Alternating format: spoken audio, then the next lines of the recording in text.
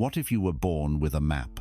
Not a map of paper and ink, but one inscribed in light, a celestial blueprint charting the deepest territories of your soul, a guide to the mountains of your potential, the rivers of your emotion, and the hidden valleys where your greatest treasures lie buried. Yet you were never taught how to read it, and so you wander, feeling vaguely, persistently, mapeless.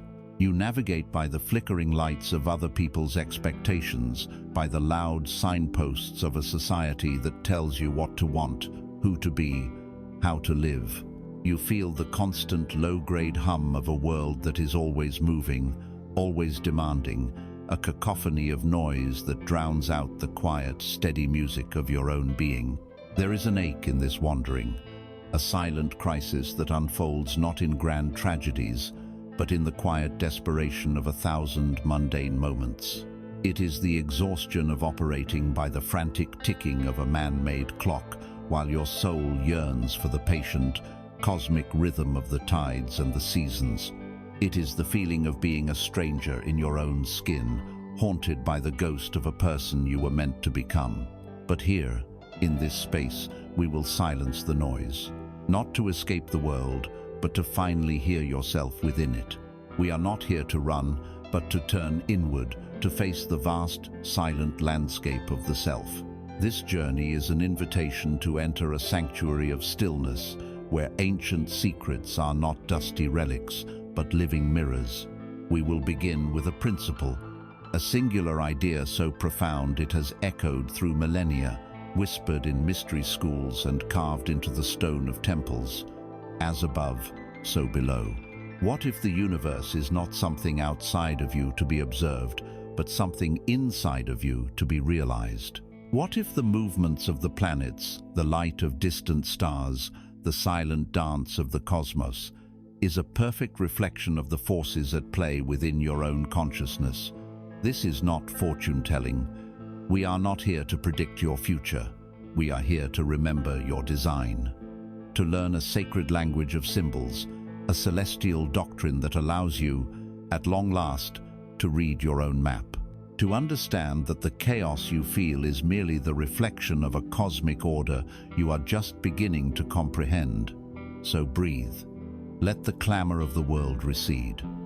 A quiet journey is about to begin, a journey home. We begin with a simple, profound truth, an echo that has traveled through the soul of humanity for ages, yet one our modern world has done everything in its power to make us forget. As above, so below. As the universe is, so is the soul. We hear the words, perhaps we nod in vague agreement, but do we truly feel the resonance of it in our bones? For most of us, the connection has been severed. We live our lives in boxes, working in boxes, commuting in boxes, staring at smaller, illuminated boxes for information and entertainment. We are shielded from the sky by ceilings and city haze, insulated from the earth by concrete and shoes. We have forgotten the feeling of the sun on our skin as a sacred connection, the pull of the moon on the tides as a rhythm that also exists within our own blood and emotions. We have been taught to see ourselves as separate, isolated subjects in a world of disconnected objects. You are here, and the tree is over there. You are a person, and the star is a distant ball of gas. This fundamental illusion of separation is the root of our deepest anxieties. It is the source of the loneliness that gnaws at us even in a crowded room, the feeling of being a cosmic orphan, a biological accident on a lonely rock, adrift in a meaningless, silent void. This belief, this deep, unexamined assumption of our separateness, is the true source of our suffering. It forces us to build our identities on shifting sands, to seek validation from other separate selves, to accumulate things to fortify the walls of our fragile egos, all because we have forgotten that we are not just in the universe, we are the universe. So what does it truly mean, as above, so below?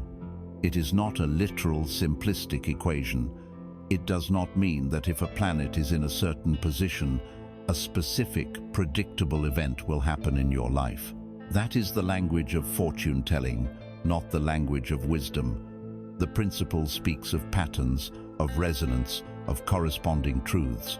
It means that the same fundamental laws, the same energetic principles that structure a galaxy, also structure a snowflake, and also structure your consciousness.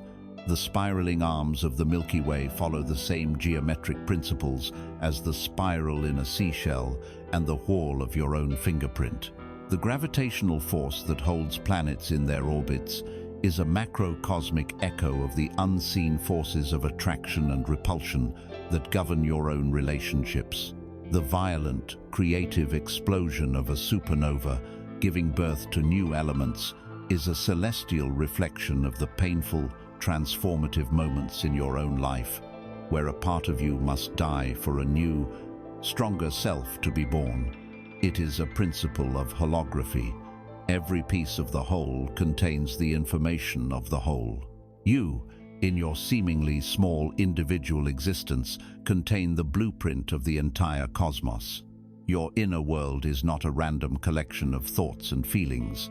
It is a microcosm, a perfect miniature reflection of the macrocosm. The war and peace within you is the war and peace of the stars. And yet, a voice inside resists this. The rational, conditioned mind, the gatekeeper of your modern consciousness, scoffs at the idea. It says, "This is poetry, a nice metaphor, but nothing more. Look at the sheer scale of it all. Billions of galaxies, trillions of stars. I am one person, on one planet, in one tiny solar system, for a fleeting number of years. My anxieties, my hopes, my quiet little life. To compare that to the majesty of the cosmos is the height of arrogance or the depth of delusion." And with this thought, the connection is severed again. We shrink back into our perceived smallness. But we must look deeper, behind this voice of skepticism. What is truly speaking? It is fear. It is the terror of insignificance. The ego, the small self, is terrified of the infinite because it fears dissolution.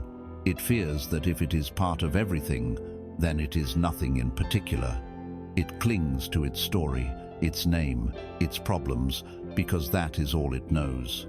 It would rather be a significant, separate something than a part of a magnificent, interconnected everything.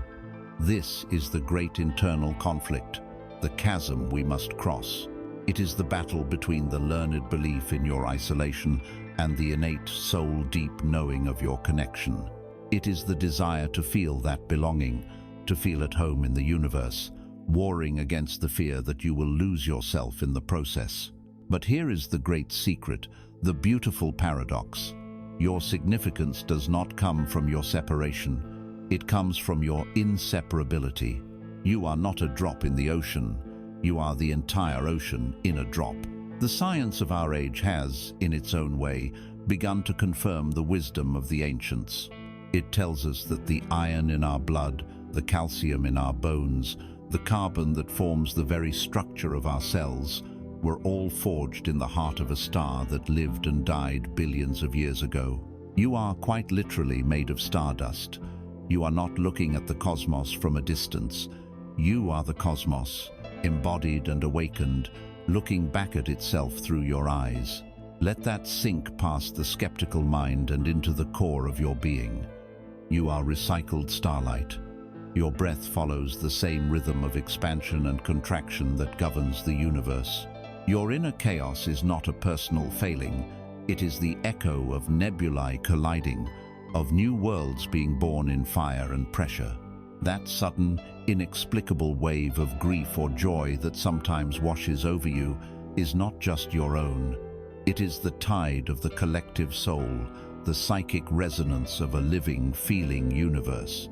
To embrace as above, so below, is to shift your identity from the small, frightened ego to the vast, eternal self that is one with all things.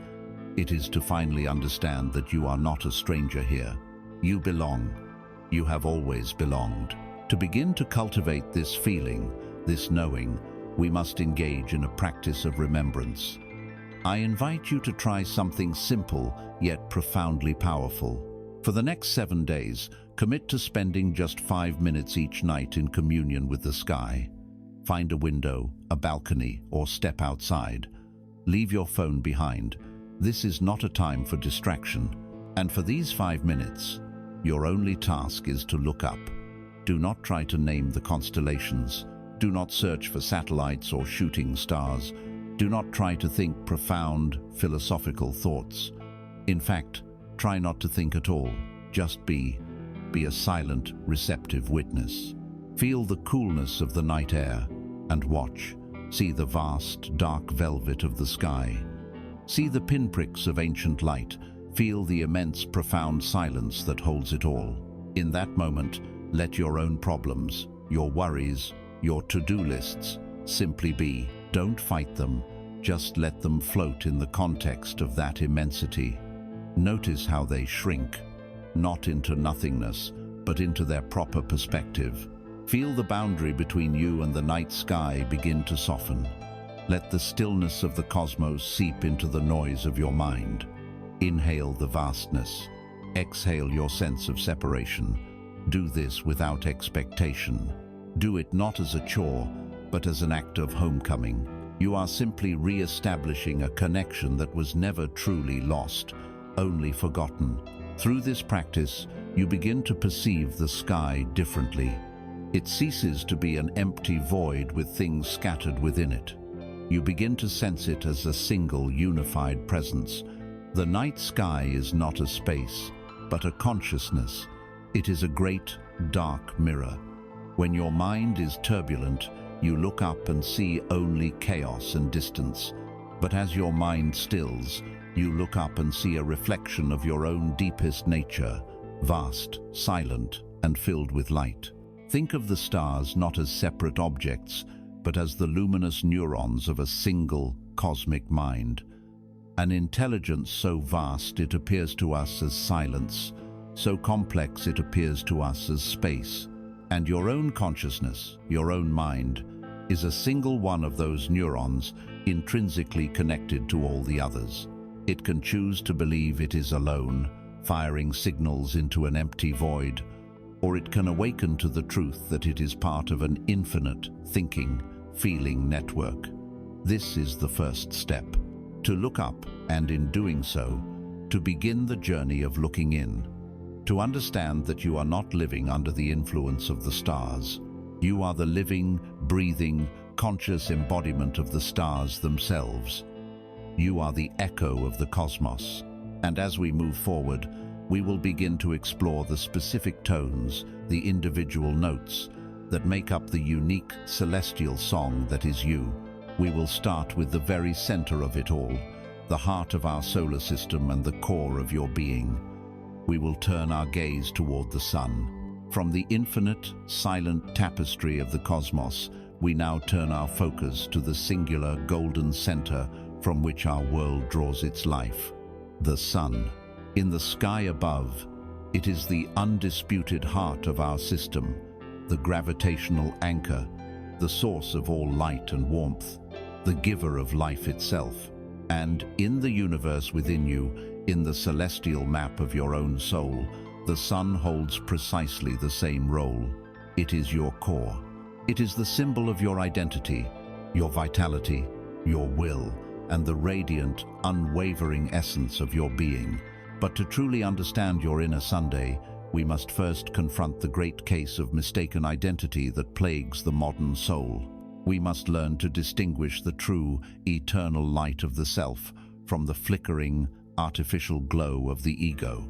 For many of us, what we call I is not the sun at all, but a carefully constructed satellite, a moon that desperately orbits others, hoping to catch and reflect a little of their light to feel real.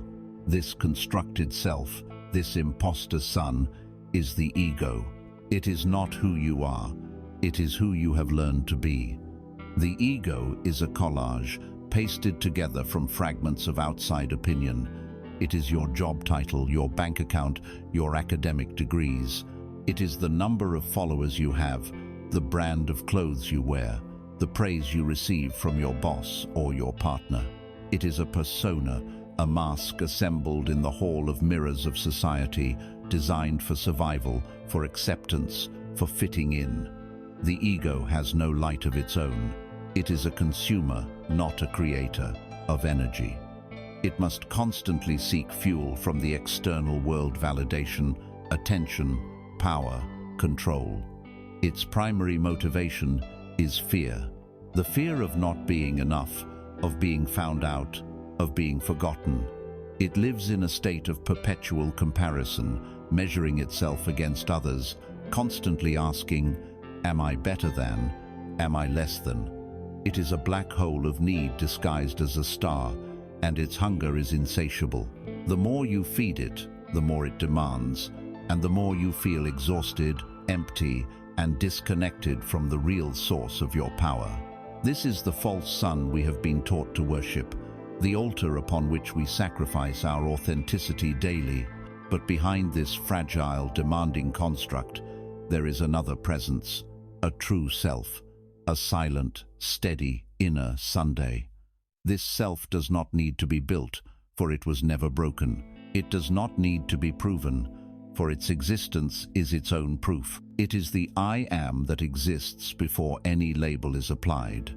Before you are a doctor, a parent, an artist, or a failure, you simply are. This is your core of pure being, the silent witness that has watched every scene of your life's drama unfold without ever being truly touched by it. Unlike the ego, which seeks light from outside, this inner Sunday radiates from within. Its warmth is unconditional. Its light is its very nature. It doesn't need applause to shine. It doesn't need permission to exist. It seeks nothing, for it is already whole. Its qualities are not born of fear, but of love. They are clarity, courage, quiet confidence, and a deep, abiding peace. To connect with this inner Sunday is to come home to the indestructible center of your being, a place of profound stillness and infinite power. It is the part of you that knows, without needing to be told, that you are enough. You have always been enough. To live in the modern world is to live in the heart of the conflict between these two forces. It is the silent, daily war between the authentic self and the conditioned ego. You feel it as a tension, a friction in your soul. It is the exhaustion that comes from spending your days wearing a mask that is 2 sizes too small. It is the quiet bitterness that follows a choice made to please others rather than to honor your own truth. It is the hollow feeling after achieving a goal you thought would make you happy, only to find the emptiness is still there. This is the pain of self-betrayal. The inner Sunday, your true self, is always calling you toward wholeness, toward courageous authenticity. It whispers in moments of stillness, in the beauty of nature, in the presence of true art. It urges you to take the risk, to speak your truth, to walk your own path. But the ego screams back in terror. It warns of the consequences. You will be judged, you will be rejected, you will lose your security, you will be alone. The ego believes that dropping the mask means annihilation. It asks the terrifying question, if I am not my story, my achievements, my roles, my pain, then who am I? Am I nothing? And so we remain stuck, caught between the desire to be free and the fear of the unknown. We choose the familiar prison of the ego over the terrifying expanse of the true self. The core message of the sun is one of courageous, effortless being. Look to the sky for your instruction. The sun does not strain to shine. It does not check to see if the planets are watching before it emits its light. It does not apologize for its heat or its brilliance. It does not publish a report of its daily accomplishments. It simply shines. It is its nature. It gives life and warmth to all, without condition, without asking for anything in return. This is the model for your own existence. True power is not in the struggle, the effort, the proving. It is in the simple, radiant act of being who you are. Your purpose is not to become someone worthy. Your purpose is to courageously strip away all the layers of who you are not. It is a journey of excavation, not construction. It is the process of unlearning the fears and limitations that have been projected onto you, so that the self that has been there all along can finally emerge from the shadows and take its rightful place at the center of your life. You do not need anyone's permission to be you. You only need your own. To begin this process of excavation, to distinguish the true Sunday from the false one, we can use a simple but profound meditative inquiry. The exercise is called, "Who am I without?" Find a quiet time and space where you will not be disturbed. Close your eyes, take a few deep breaths, and settle into your body. Then, begin to ask the questions, letting each one go like releasing a balloon. Don't grasp for an answer with your mind. Just feel the space that the question creates. Start with the external. Who am I without my job title? Who am I without my home, my car, my possessions? Let them fall away. Then move to your roles. Who am I without being a son or a daughter? Who am I without being a partner or a friend? Who am I without being a parent? Let those identities dissolve for a moment. Go deeper to your history. Who am I without my memories of success? Who am I without my memories of failure and pain? Who am I without my story? Peel back every layer of identity that you use to define yourself to the world and to yourself. As you release each label, notice what remains. There is a presence, a stillness, a silent, aware space. It has no name, no history, no qualifications. It is just there, peaceful, whole, aware. That is the feeling of your inner Sunday. That is the immutable I am. Practice this regularly, and you will begin to identify more with this silent presence and less with the noisy, transient stories of your ego. Think of your true self as the sun, eternally present and radiant in the sky of your consciousness. The fears, the self-doubts, the negative self-talk, the expectations of others, these are merely clouds. On some days, the clouds are thin and scattered, and you can feel the warmth of your inner Sunday easily. On other days, the sky is completely overcast, dark and grey. In those moments, it can feel as though the sun has disappeared entirely. You might even believe the clouds are the only reality. But this is an illusion. Above the thickest, darkest layer of clouds, the sun is still shining with the same unwavering brilliance. It has not gone anywhere. The clouds can obscure the light, but they can never extinguish it.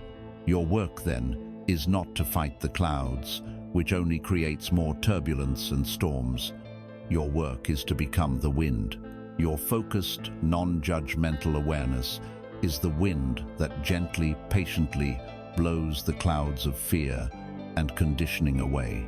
By simply observing them, by seeing them for what they are, transient mental and emotional weather patterns, you stop giving them your power and they begin to dissipate.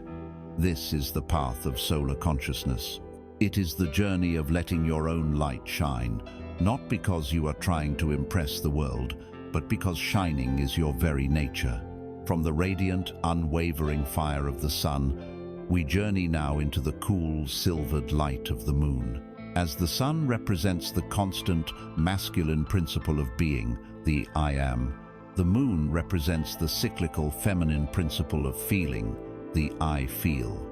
It is the ruler of the night, of the subconscious, of the mysterious inner landscapes that the harsh light of day cannot illuminate. The moon governs the hidden tides within you, the ebb and flow of your emotional world. To understand the moon is to understand your own deep waters and to make peace with the ever-changing currents that move beneath the surface of your conscious mind. For most of us, our relationship with this inner world is fraught with fear and misunderstanding. We have not been taught to navigate these waters.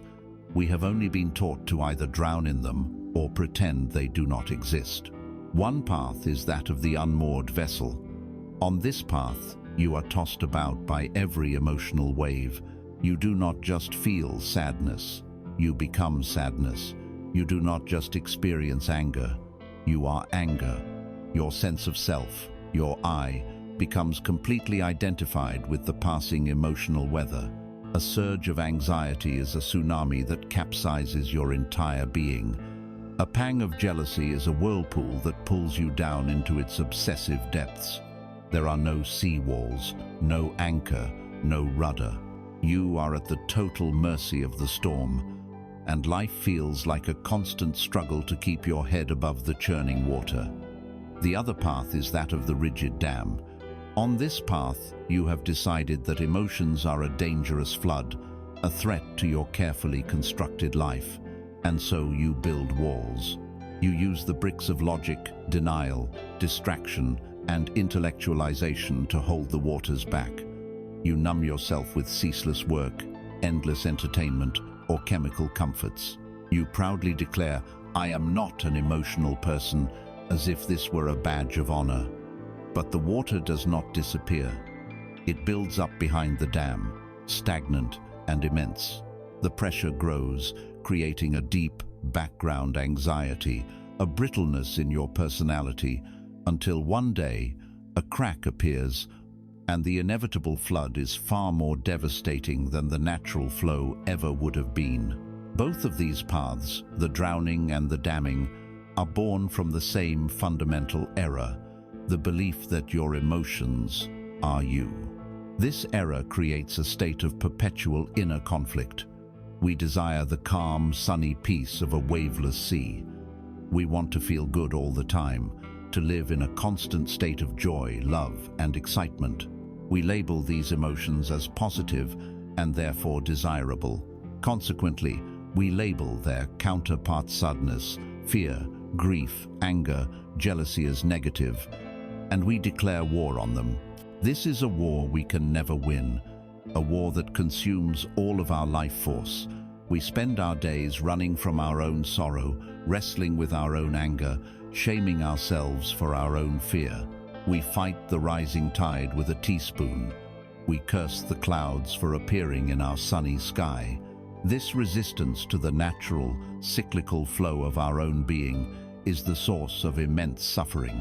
We treat our emotional guidance system as an enemy to be conquered, and in doing so, we become profoundly lost, unable to read the most vital information our soul is trying to give us. Here is the truth you must integrate to find peace. Your emotions are not the enemy, they are messengers. They are a sophisticated, non-verbal guidance system, delivering vital data from your deep subconscious to your conscious mind. They are not random punishments, they are precise responses. Anger is not a character flaw. It is a messenger that arrives to tell you a boundary has been crossed or an injustice has occurred. Sadness is not a weakness. It is a messenger that honors something you have lost or deeply value, creating a space for healing. Fear is not cowardice. It is a messenger that highlights something you do not feel prepared to face, calling for greater presence, courage, or resources. Jealousy is not a sign of pettiness. It is a messenger that shines a stark light on a deep desire you have not yet owned or acted upon. To ignore, repress, or fight these messengers is to throw away the most important letters you will ever receive. It is to navigate the treacherous waters of life without a compass, guided only by the noisy and often foolish captain of your rational mind. The moon, in the sky, does not generate its own light. It reflects the light of the sun. In the same way, your emotions do not generate their own truth. They reflect the current condition of your inner self, your Sunday. When you feel a profound and stable joy, it is because the moon of your emotional body is clearly and fully reflecting the light of your authentic, aligned self. When you are awash in turbulent and painful emotions, it is a sign that something, a limiting belief, an unmet need, an unhealed wound is blocking or distorting that reflection. The turmoil is a signal. It is your soul's way of saying, "Look here, something is out of alignment. The light of the core self is being obscured. The goal then is not to get rid of the moon, to stop feeling. The goal is to clear the debris between the sun and the moon so the reflection can become clear again. The goal is not to stop the waves. It is to learn how to surf. The way to learn is through the practice of conscious observation. This is the third path, the middle way between drowning and damming. It is the path of the wise sailor who respects the power of the sea but is not terrified by it. When an emotion begins to rise within you, your practice is to create a small pause before you react. In that pause, you shift from being the actor to being the audience. First, simply notice. Acknowledge that a feeling is present. Second, name it, silently to yourself. Ah, this is anger, or I see you, anxiety, or there is grief here. This simple act of naming creates a crucial separation. You are not the anger. You are the one who is witnessing the anger. You have created space. Third, locate the feeling in your body. Where does it live? Is it a tightness in your throat, a burning in your chest, a hollow pit in your stomach?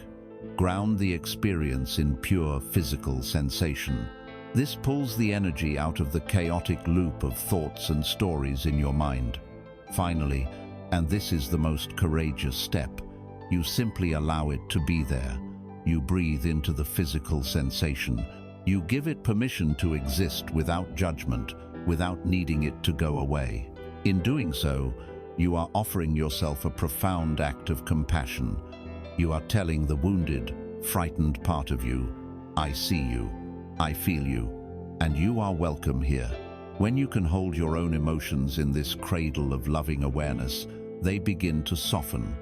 They deliver their message, and then, like a wave upon the shore, they recede in their own time.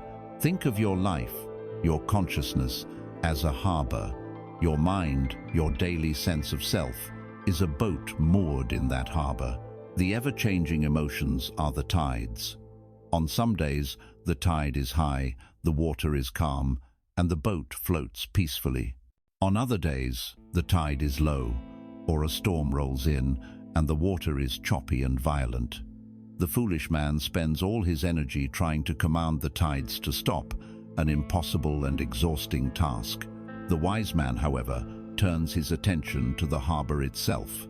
He knows he cannot control the ocean, but he can dredge the harbor floor, he can reinforce the sea walls, he can strengthen the moorings. This is the work of building your awareness. The practice of observing your emotions, of creating that space of non-judgmental allowance, is the work of building your inner harbor.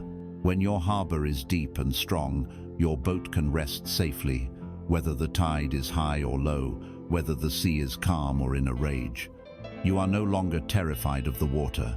You have found a place of unshakable stability within the natural cyclical flow of life.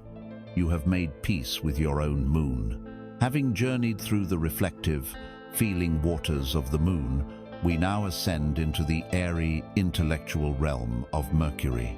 If the sun is the core self, and the moon is the emotional body that reflects it, Mercury is the divine messenger, the cosmic translator, the power that gives name and form to the formless. It is the celestial principle of mind, of thought, of communication and intellect. It is the wind that rushes over the deep waters of emotion, giving them shape as waves of thought. Mercury takes the raw, radiant energy of the sun and the deep, intuitive knowing of the moon and weaves them into the words, concepts, and stories that construct your reality. To understand Mercury is to understand that you are not living in a fixed, objective world. You are living in a world of your own constant creation, a world built brick by brick with every single thought you think. For most, the mind is not a kingdom ruled by a benevolent sovereign, but a chaotic marketplace full of shouting vendors, each competing for attention. It is an uncultivated garden. No one has taught us the art of mental horticulture, and so, by default, the weeds take over. These weeds are the automatic negative thoughts, the looping anxieties, the harsh judgments of the inner critic, the fearful projections into an imaginary future. They grow wild and untamed, choking the life from the seeds of peace, joy, and creativity. Listen, just for a moment, to the sound of your own mind. Is it a gentle, supportive guide, or is it a relentless taskmaster? Does it speak to you with the kindness you would offer a dear friend, or with a harshness you would not dare inflict upon your worst enemy? This internal chatter, this constant stream of unconscious commentary, is the background radiation of most human lives. We become so accustomed to it that we don't even notice it's there, yet it is the single most powerful force shaping our experience of life. We believe we are responding to the world as it is, but we are in fact responding to the story Mercury is telling us about the world. Here we must grasp a principle of immense, life-altering power. Your thoughts are not passive observations, they are active invocations. Your words are not mere descriptions, they are spells cast upon yourself and the world with every utterance. When you repeatedly tell yourself, "I can't do this," you are not simply stating a fact. You are casting a spell of incompetence. You are instructing your subconscious mind to find evidence of your inability, to sabotage your efforts, to shrink from opportunity. When you constantly say, "Life is a struggle," you are not just describing your circumstances. You are issuing a divine command to the universe to present you with more struggle. Your perceptive faculties will literally filter reality to match your decree, highlighting every difficulty and overlooking every ease. Your mind is a fertile field, and your dominant thoughts are the seeds you plant within it. You cannot plant seeds of lack and expect to harvest a reality of abundance. You cannot plant seeds of fear and expect to live in a world of safety and trust. This is the law. The architect Mercury uses the blueprints of your thoughts to construct the building of your life. The quality of the blueprint determines the quality of the structure. This understanding often gives rise to a deeply frustrating internal conflict. You hear this truth and you decide, "From now on, I will think positive thoughts." You begin your day with affirmations, feeling optimistic and in control. But within an hour, perhaps even within minutes, you find your mind has been hijacked, lost down a familiar, gloomy rabbit hole of worry about your finances or resentment about a past event. You feel like a failure. You conclude that you are simply bad at controlling your thoughts. But this is not a personal failure. It is the simple mechanical momentum of habit. Your mind has been practicing these negative thought patterns for decades. They have carved deep grooves into your neural pathways, like rivers carving canyons into the earth. To expect to reroute the entire river with a single day's effort is to set yourself up for disappointment. The conflict is not between a good you and a bad mind. The conflict is between a new, conscious intention and an old, unconscious program. Your task is not to defeat your mind in battle. It is to become a patient, persistent trainer. It is to lovingly, consistently, and without self-judgment, redirect the flow of thought, one drop at a time, until a new riverbed is formed. This is where you step into your power as the conscious architect of your world. You must accept that you have been allowing a nervous, untrained apprentice to draw the blueprints for your life.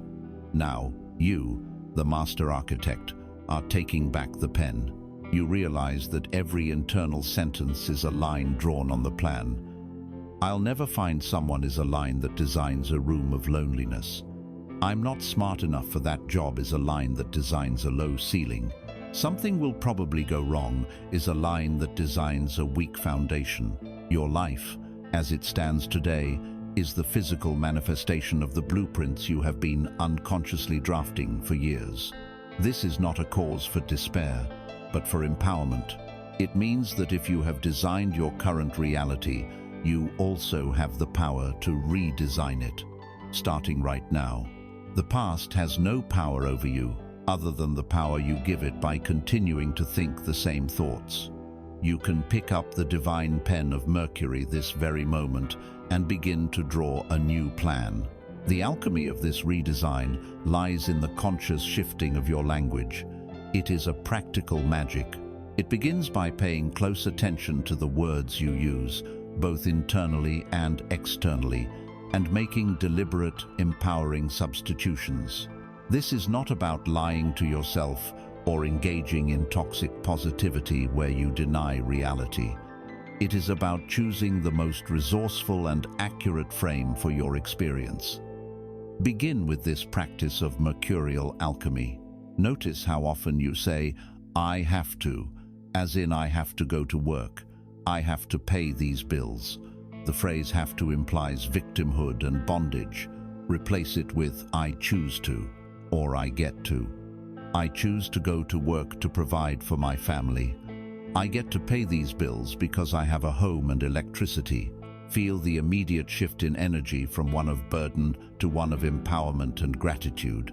Next, notice the word problem. When you label something a problem, your mind seizes up in a state of threat. Replace it with challenge or situation. I have a challenge with my car. We have a situation to resolve at work. A challenge is something to be met and overcome.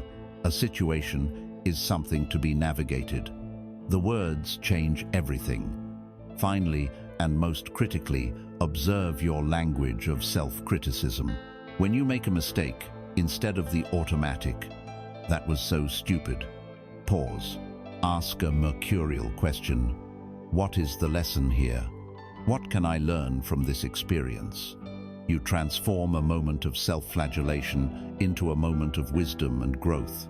Your mind is the great bridge that connects the invisible world of your spirit, your core self, your deep emotions, with the visible world of your physical reality.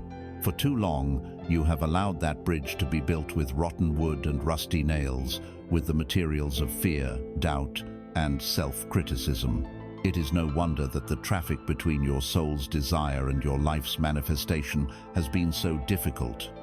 Mercury, the divine architect, hands you the blueprints today. It asks you to examine them. It asks you to consciously choose your materials. Will you build with the sturdy oak of self-compassion, with the strong steel of empowering language, with the clear glass of honest inquiry? Every thought is a choice of material. Every word is a hammer striking a nail. You are the builder. You are the architect. The world you experience tomorrow is born from the blueprint you are drawing in your mind today. Choose your thoughts with the care and precision of a master craftsman building a cathedral, for you are doing nothing less than building the sacred temple of your own life. After structuring our reality with the architectural power of the mind under Mercury, we now encounter the force that furnishes our creation with all that makes life worthwhile. We arrive at the celestial principle of Venus. Venus is the cosmic law of harmony, of beauty, of love, and of value. If Mercury draws the blueprint, Venus is the magnetic force that pulls the finest materials to the building site. It is the universal law of resonance, the profound and simple truth that like attracts like. To understand Venus is to move from the world of mental effort into the realm of graceful attraction, to learn that the greatest treasures in life are not hunted but drawn to us effortlessly when we ourselves become a magnetic field for them. Our fundamental misunderstanding of this law is the source of our deepest relational and material suffering. We have been taught to believe that our value is something to be earned from the outside world. We are born as full and radiant beings, but are quickly handed an empty cup and told that our life's work is to get others to fill it. This cup is labeled self-worth, and so we become beggars. We beg for drops of affection from a lover. We plead for coins of validation from an employer. We contort ourselves into shapes we think will be pleasing, hoping to earn a trickle of approval from society. We believe that if we can just acquire the right partner, the right amount of money, the right social status, our cup will finally be full and we will be happy. This strategy is, and always will be, doomed to fail. It makes us perpetual dependents, outsourcing the most critical component of our being's own sense of value to the fickle and unreliable world of external opinion. It forces us into a state of neediness, of grasping, which paradoxically repels the very things we seek. When you approach the world with an empty cup, you project an energy of lack. You become a vacuum, and the universe, in its wisdom, knows that vacuums are inherently unstable. Nothing real and lasting can be built upon a foundation of need. Here we must absorb the great Venusian secret, a truth so simple it is radical. You do not attract what you want, you attract what you are. Read those words again. Let them dismantle the paradigm of struggle you have been taught. To want something is to exist in a state of its absence. It is to send a clear, powerful signal to the universe that you do not have it. It is to vibrate at the frequency of lack. And since like attracts like, a vibration of lack can only attract more experiences of lacking. The universe does not hear your words of desire. It feels the resonance of your being. To chase love is to declare you are unloved. To hunt for wealth is to affirm you are poor. Venus does not reward the frantic hunter. Venus responds to the silent, powerful hum of the resonant field. The law is this: to attract love, you must first become a source of love. To attract wealth and abundance, you must first cultivate a consciousness of your own intrinsic value and the richness of life itself. You must stop chasing the butterflies. You must instead turn all of your attention inward and tend to your own garden. Cultivate the flowers of your own joy, your own peace, your own self-love. When your garden is irresistibly beautiful and fragrant, the butterflies will come. They will have no other choice. This shift from chasing to attracting is the site of a great internal conflict. The ego, trained in the ways of Mercury's effort and Mars's aggression, believes in doing, in striving, in manipulating reality to get what it wants. It creates 10-step plans to find a partner or to get rich. It believes that if it just tries hard enough, it can force the world to yield.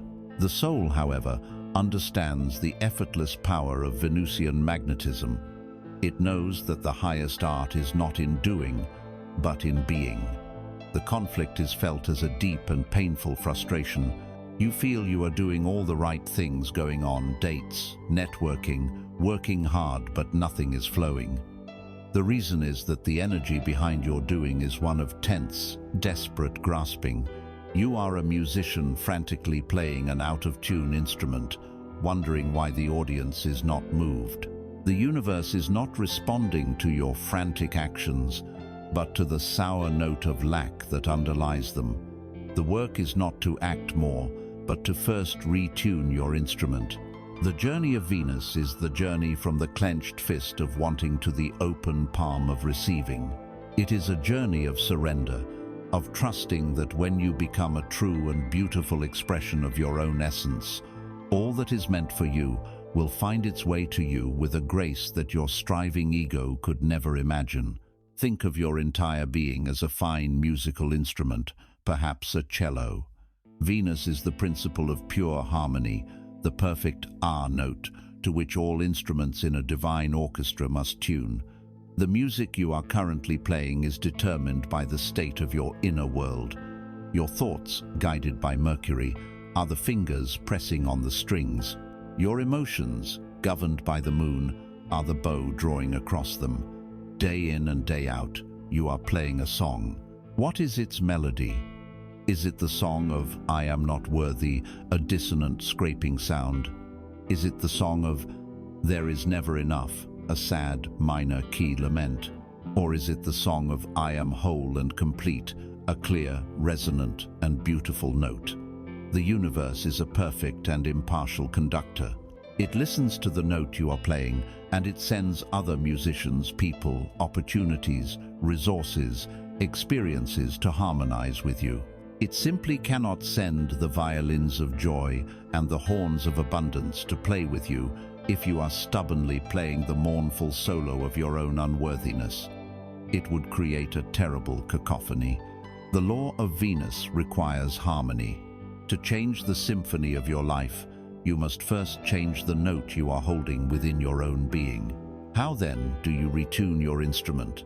You do it by consciously cultivating beauty and value from within. This is your practical work. It has nothing to do with external acquisition and everything to do with internal cultivation. Each day, you must make a conscious choice to engage in an act that makes your soul feel beautiful and harmonious. This is not a luxury. It is an essential practice of vibrational hygiene. It could be as simple as putting on a piece of music that makes your spirit soar and giving it your full attention for 5 minutes. It could be taking a walk in nature and allowing yourself to be truly captivated by the intricate perfection of a leaf or the color of the sky.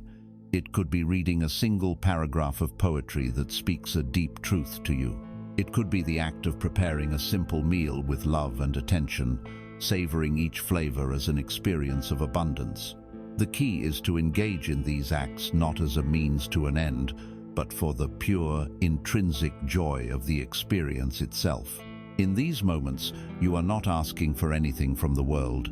You are generating the feeling of beauty, harmony, and value within yourself. You are filling your own cup. You are tuning your own instrument. As you commit to this practice, a subtle but profound shift begins to occur. You stop looking outside of yourself for validation. You become your own source. The desperate, grasping energy begins to soften, replaced by a quiet, self-assured presence. You begin to embody the very qualities you were once seeking. You become a resonant field of love, of appreciation, of beauty, of worth. You become the garden in full bloom. And then the law of Venus, which is as infallible as the law of gravity, begins to respond.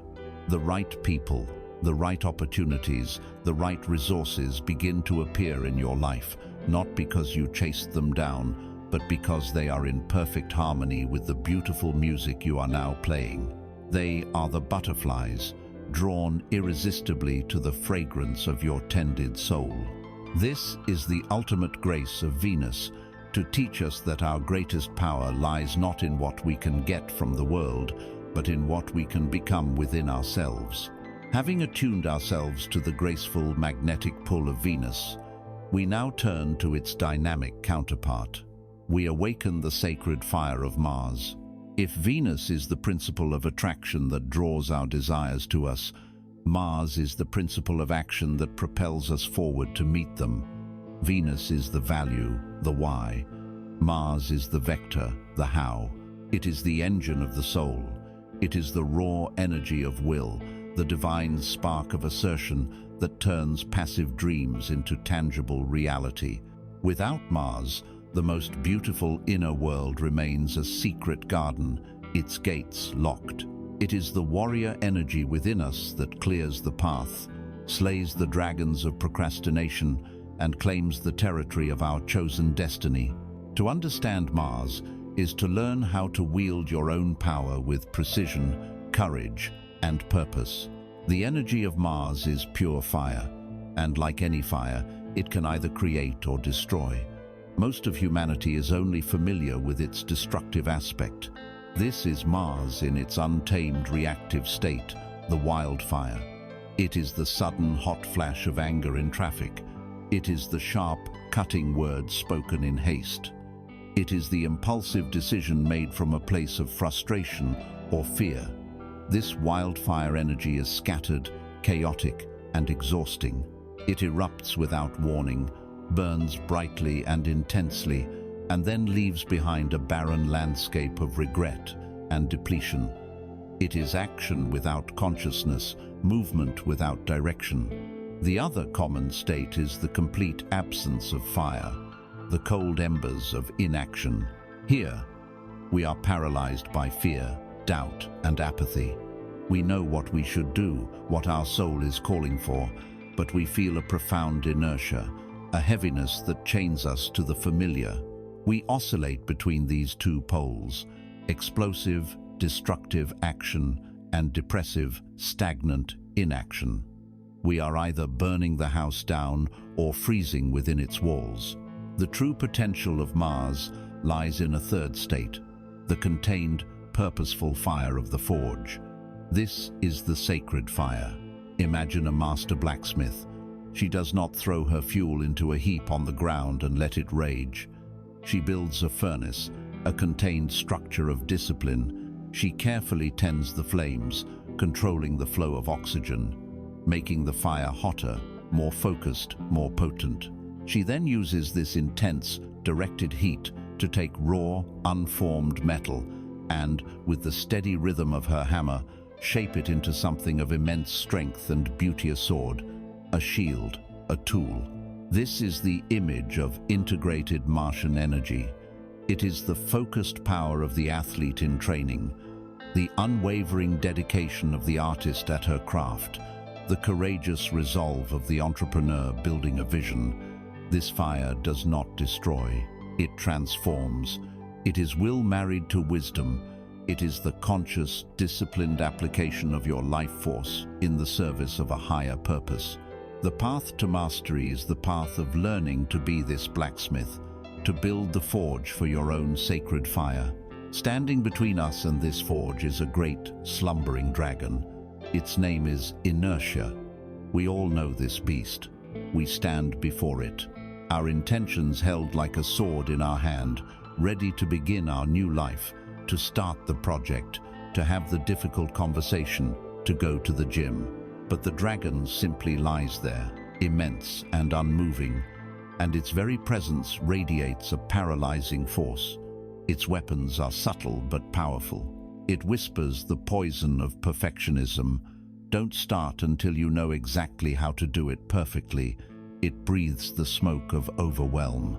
This task is too huge. You'll never finish it. Why even begin? And its most potent weapon is the cold dread of failure. What if you try your best and it's not good enough? Better to not try at all than to fail. And so we stand, frozen, sword in hand, day after day, until the fire of our intention cools and we retreat back to the safety of the familiar, defeated without ever having swung our blade. To defeat this dragon, we must completely redefine our understanding of the one weapon that can tame it: discipline. We have been taught to see discipline as a punishment, a joyless, restrictive cage that suffocates our freedom. This is a profound and tragic misunderstanding. Discipline is not the cage. Discipline is the key that unlocks the cage of our own apathy and fear. True freedom is not the absence of structure, it is the mastery that arises from it. A pianist is not free to play a breathtaking sonata if she has not first submitted to the discipline of practicing scales. A climber is not free to stand on the summit of a mountain if he has not first embraced the discipline of training and preparation. Without discipline, your energy, your sacred fire, dissipates in 1,000 different directions. It is a river without banks, becoming a useless, shallow swamp. Discipline provides the banks. It lovingly channels your power, making it deeper, faster, and more potent, allowing it to carve canyons and change landscapes. Discipline is the highest form of self-love. It is the conscious act of choosing your future self over your momentary impulses. It is building the forge. To effectively channel this power, we must understand its mechanics. Your will, the fire of Mars, is an arrow.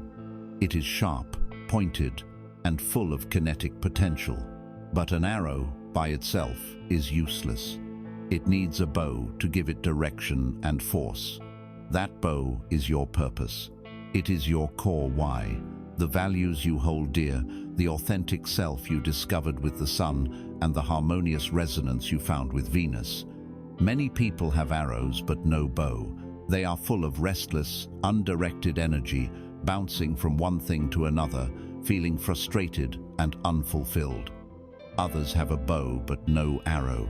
They have beautiful dreams and a strong sense of purpose, but they have not cultivated the Martian energy of will and action. Their bow remains limp, a piece of wood. The true master, the conscious creator, is the archer. The archer is your awakened consciousness. The archer unites the arrow of will with the bow of purpose. The archer draws back the string with the steady tension of discipline, focuses with a clear eye on the target, and releases at the opportune moment. The power is not in the arrow or the bow alone. It is in their perfect, disciplined integration. So how do you begin to build this discipline? How do you take the first step in the face of the great dragon of inertia? You do not begin by trying to slay it in one heroic blow. You begin by waking it up with a small, persistent poke. You use what is known as the 2-minute rule. The rule is this: if you think of an action that can be completed in 2 minutes or less, you must do it immediately. Do not put it on a list. Do not wait. If a dish can be washed, wash it. If an email can be sent, send it. If your bed can be made, make it. This practice is a form of spiritual martial arts. It is deceptively powerful. Each tiny act of immediate, conscious action is a victory. It bypasses the dragon's weapons of overwhelm and perfectionism. It starts to forge a new neural pathway, a new identity. I am a person who does what needs to be done. I am a person of action. You begin to build momentum, a chain of positive evidence that creates a virtuous cycle of self-trust and effectiveness. For larger goals that feel insurmountable, writing a book, starting a business, getting in shape, you apply the same principle. You break it down to a 2-minute action. You don't write a book. You open the document and write one sentence. You don't start a business. You do 2 minutes of research on a company name. You take the enormous, terrifying goal and reduce it to an action so small, so non-threatening, that it would be absurd not to do it. This is how you begin to move. This is the path of Mars. It is the journey from being a victim of your impulses or your inaction to becoming the conscious wielder of your own sacred fire. It is the understanding that your will is a divine tool entrusted to you to shape your reality. Stop waiting for motivation to strike you like lightning. Motivation is not a cause, it is an effect. It is the child of action, not the parent. Take one small 2-minute step and then another. Tend to your forge, string your bow, nock your arrow. The world is waiting for you to take your shot. Having ignited the sacred fire of Mars, we now possess the will to act, the forward thrust to move.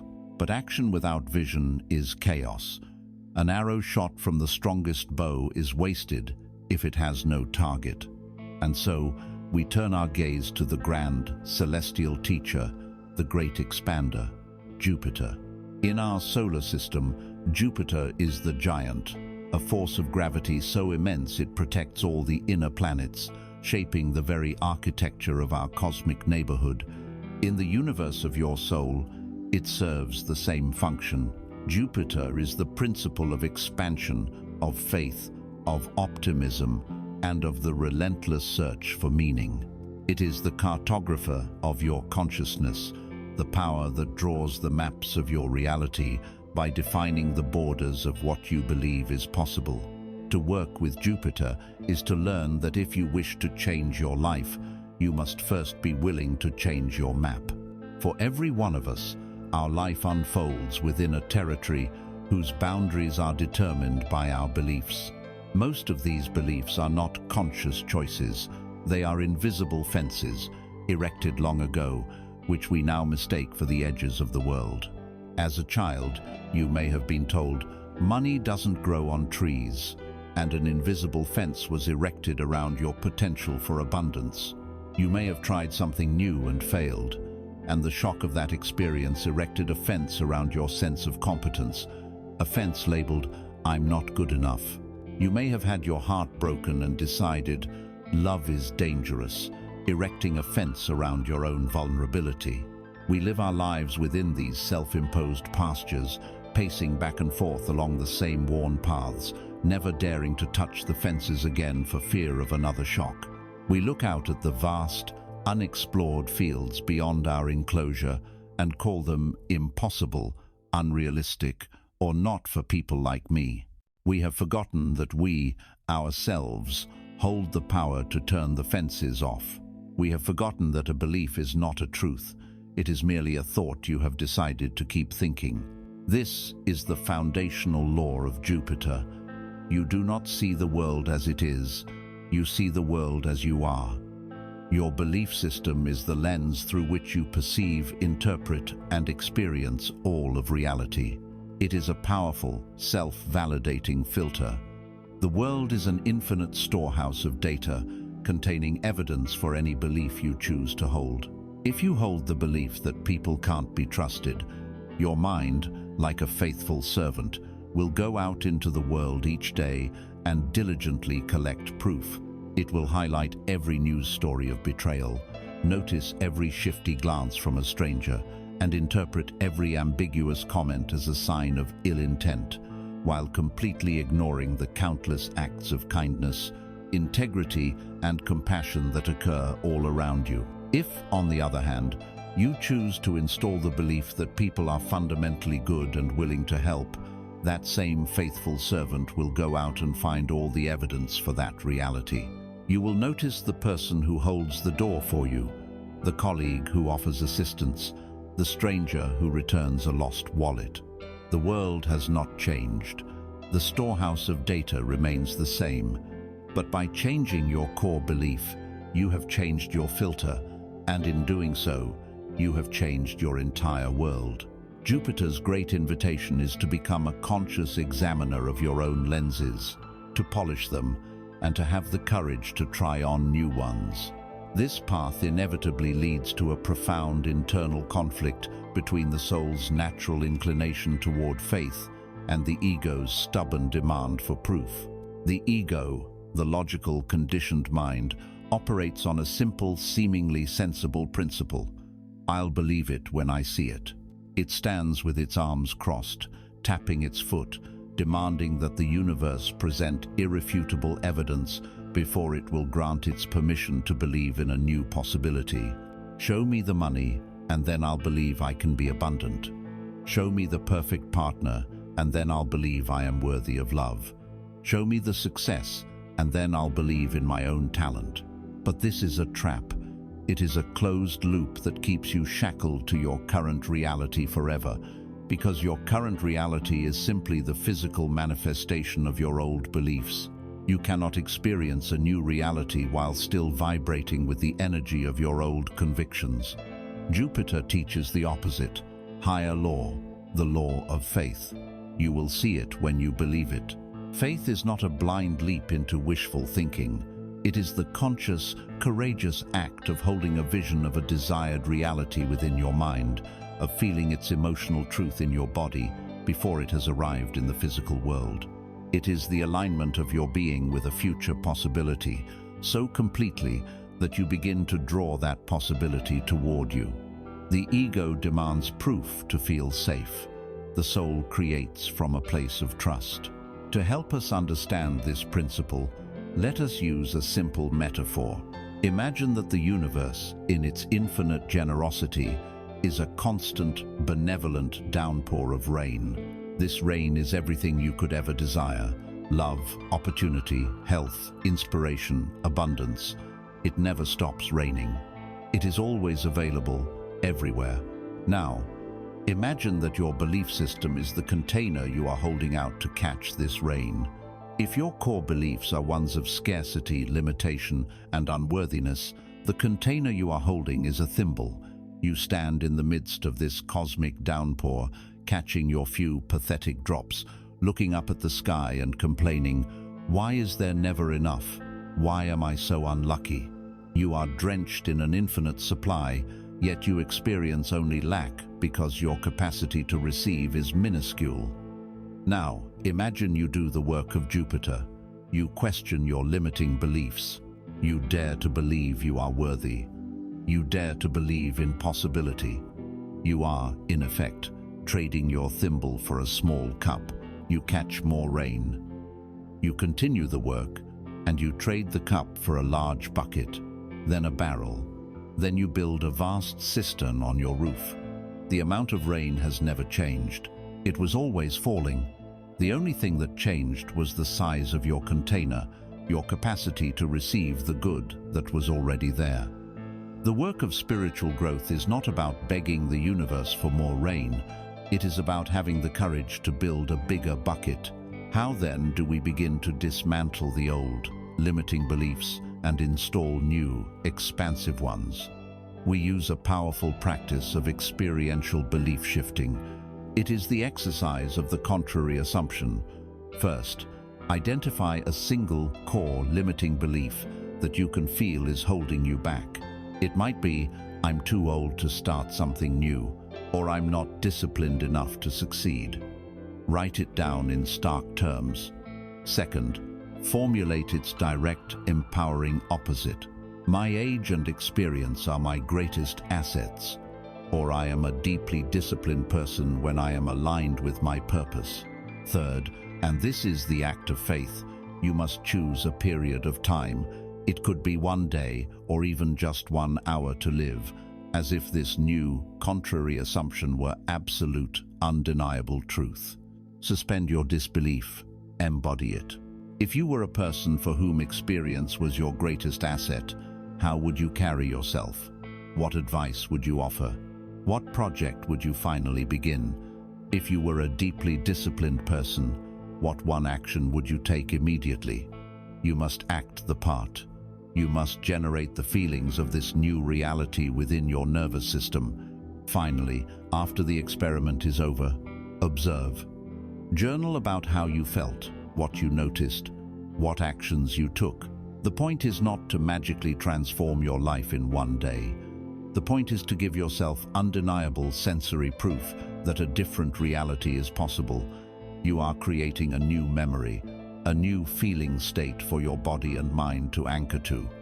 You are tasting the new reality, and that taste is what creates the resolve to make it permanent. This is the grand, optimistic path of Jupiter. It is the journey from being an unconscious prisoner of your beliefs to becoming the conscious creator of them. It is the realization that the walls of your life are not solid, they are projections, and you are the one holding the projector. Jupiter gifts you with the understanding that your faith is a creative force, the most powerful tool you possess. It asks you to stop looking to the world for permission to expand. The permission must come from within. Have the courage to question the maps you have been given. Have the audacity to believe in a grander destiny. Build a bigger bucket. The rain of grace is already falling. After soaring through the boundless, optimistic skies of Jupiter, our journey now brings us back to Earth, back to the unyielding laws of time, form, and consequence. We arrive at the gate of the great teacher, the Lord of structure, the master of the material realm, Saturn. If Jupiter is the visionary architect who dreams of the magnificent cathedral, Saturn is the master stonemason who arrives with calloused hands, examines the soil, and declares, "The foundation must be dug here, and it will take time." There is a sobriety to this energy, a gravitas that our modern world, with its addiction to speed and ease, often fears and misunderstands. We see Saturn as the planet of limitation, of delay, of hardship. But this is the view of the impatient apprentice. For the soul on the path to mastery, Saturn is not a barrier, but the very source of true and lasting power. It is the alchemist who teaches us how to build our dreams into an enduring reality. Our fear of Saturn is, at its core, a fear of growing up. It is the fear of limitation in a culture that sells us the fantasy of limitlessness. It is the fear of consequence in a world that encourages instant gratification. It is the fear of responsibility in an age that glorifies eternal youth. We project these fears onto the archetype of Saturn, casting him as a cosmic killjoy, a stern old man who says no to our expansive Jupiterian dreams. When we encounter delays, obstacles, or the bill for our past choices, we feel we are being punished by an external force. We cry, "Why is this happening to me?"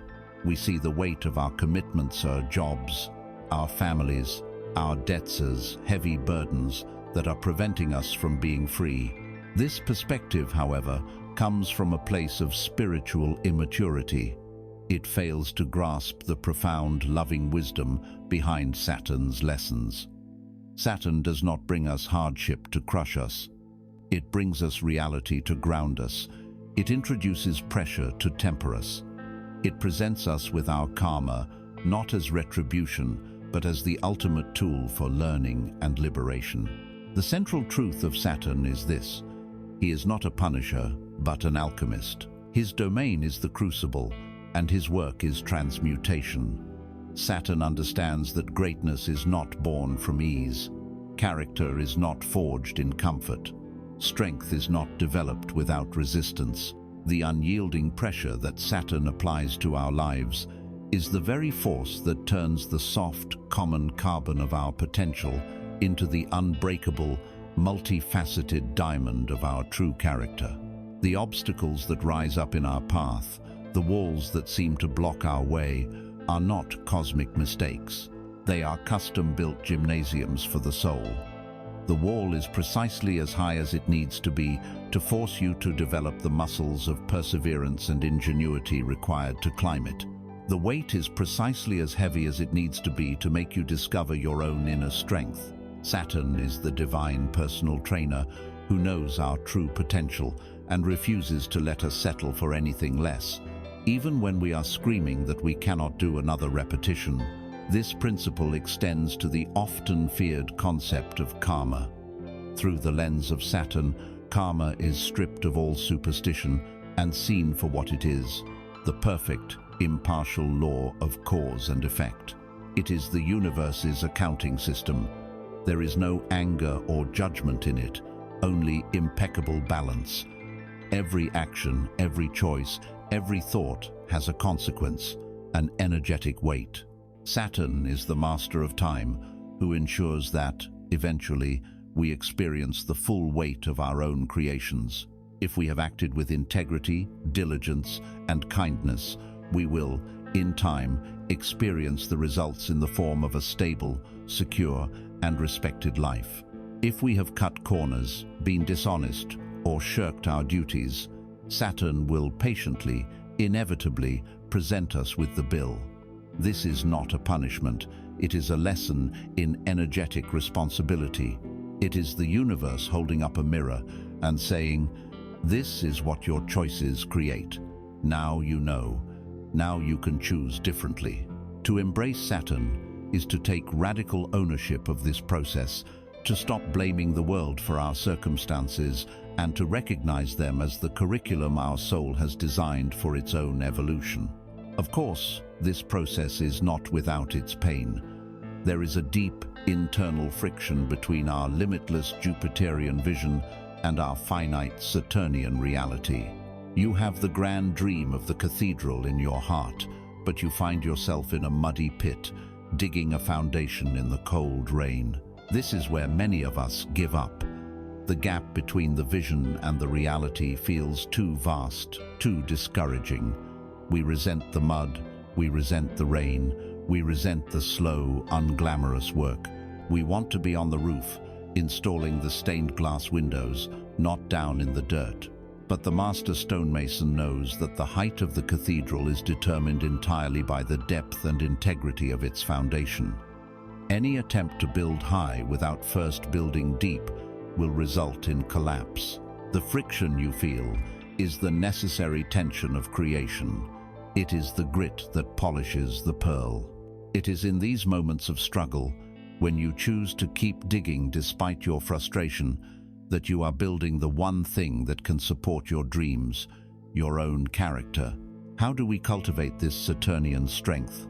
How do we learn to not just endure, but to embrace the necessary challenges of life? We do it by building our character muscle through small, consistent, daily acts. We practice by intentionally embracing a difficult thing. At the beginning of each day, identify one small, necessary task that you have been avoiding. It could be a phone call you don't want to make, an email you've been putting off, a cluttered closet you need to organize, or a physical exercise you'd rather skip. It is your frog. The practice is simple. Do that thing first. Before you reward yourself with the easy and pleasurable tasks, before you get lost in distraction, you face reality head-on. You eat the frog. This practice is a potent form of alchemy. Each time you do it, you send a powerful message to your subconscious. I am a person who does what is necessary. I do not run from challenges. My commitment to my word is stronger than my desire for comfort. You are building spiritual density, self-respect, and integrity. You are proving to yourself that you can be trusted to follow through. This self-trust is the bedrock upon which all great achievements are built. Think of your own spine. It is a perfect metaphor for the function of Saturn. It is a column made of distinct, limited segments, the vertebrae. These limitations, when stacked together with integrity, are what give you the structure to stand up straight, to bear weight, and to reach for the sky. Without the humble limitation of each vertebra, you would be a formless, spineless heap on the floor, unable to move or act in the world. So it is with your life. The commitments, the responsibilities, the disciplined routines, the duties you honor, these are the vertebrae of a strong and upright life. They are not limitations on your freedom. They are the very structure that makes true freedom possible. Integrity is the spinal cord that runs through it all, the energetic line that connects your highest aspirations with your earthly actions. To live with integrity is to live in alignment, to ensure that the person you are in your daily actions is the same person you are in your highest values. This is the ultimate lesson of Saturn, that true mastery is not found in escaping the world, but in building something of value and endurance right in the middle of it. It is the quiet, profound power of a life built on a solid foundation. Having built our foundation with the sober wisdom of Saturn, we now arrive at the edge of the known world. We stand at the great threshold of consciousness. Saturn is the guardian, the last planet visible to the naked eye, the boundary of the personal ego and the society it inhabits. To move beyond Saturn is to journey into the mysterious transpersonal depths of the cosmos and the psyche.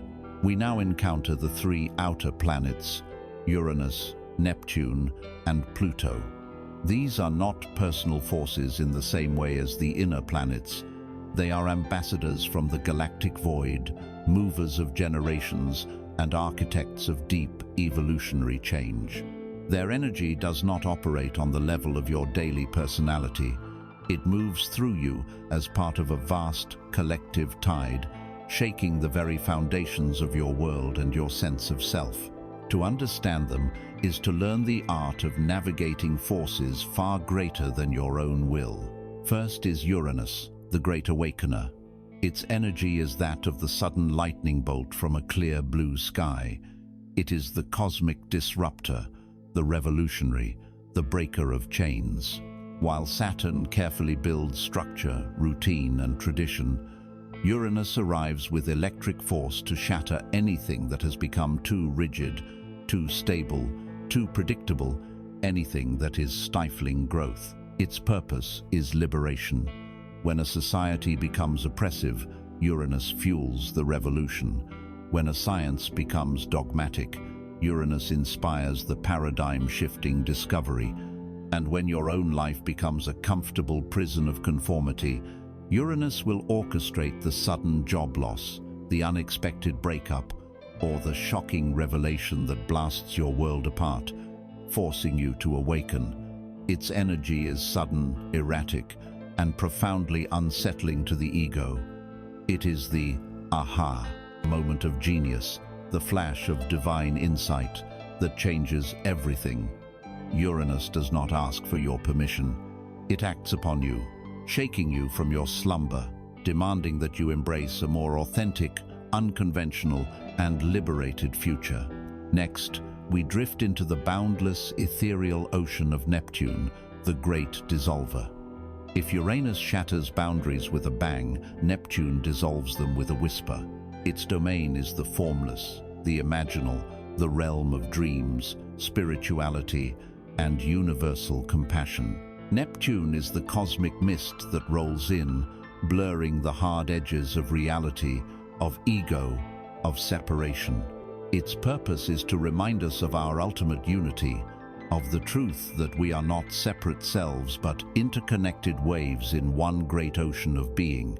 When Neptune is active, you may feel a deep spiritual yearning, a longing for something more than the material world. You may feel a profound empathy for the suffering of all beings. It is the muse of the artist, the vision of the mystic. But this dissolution also has its shadow. In its fog, we can become confused, disillusioned, and lost. We can fall into escapism, seeking to numb the pain of existence through addiction or fantasy.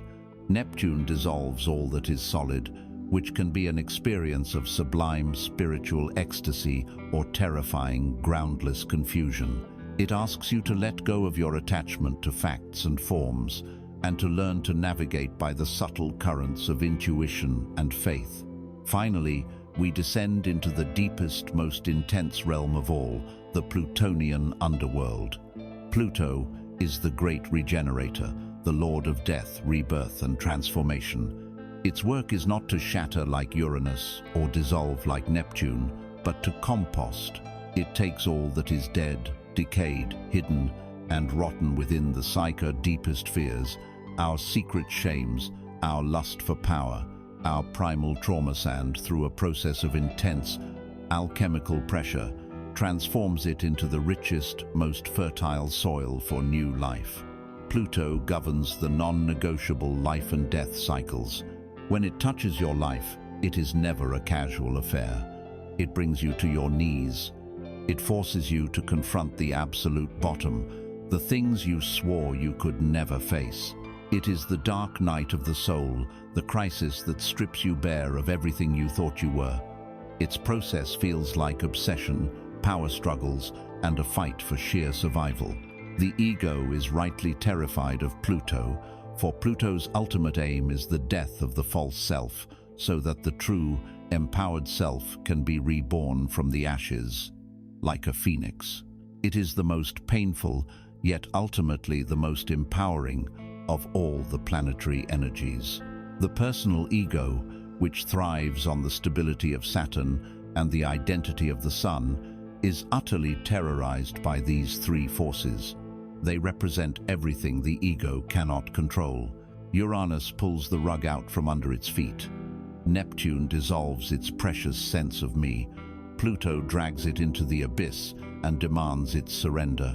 When these transpersonal energies are active in our lives, we feel powerless, confused, and overwhelmed. We think, my life is falling apart, and we desperately try to grasp the pieces, to reassert control, to fight the tide. This is the source of our deepest suffering during these periods, the futile struggle of the personal will against an impersonal, cosmic force. We believe our crisis is a personal failure, a sign that we have done something wrong. But this is a profound misinterpretation. You are not failing, you are being initiated. The core message of the outer planets is this: you are a single wave, and you are also the entire ocean. Your personal life is one expression point for vast, evolutionary currents that are moving through all of humanity.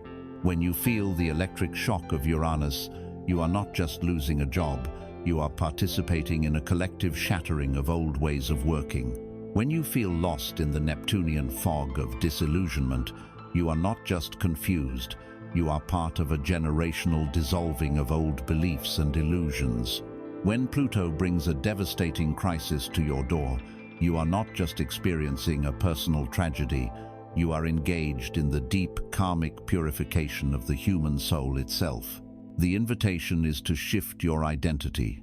Stop clinging to the terrifying, isolated experience of being a small wave battered by a storm. Zoom out.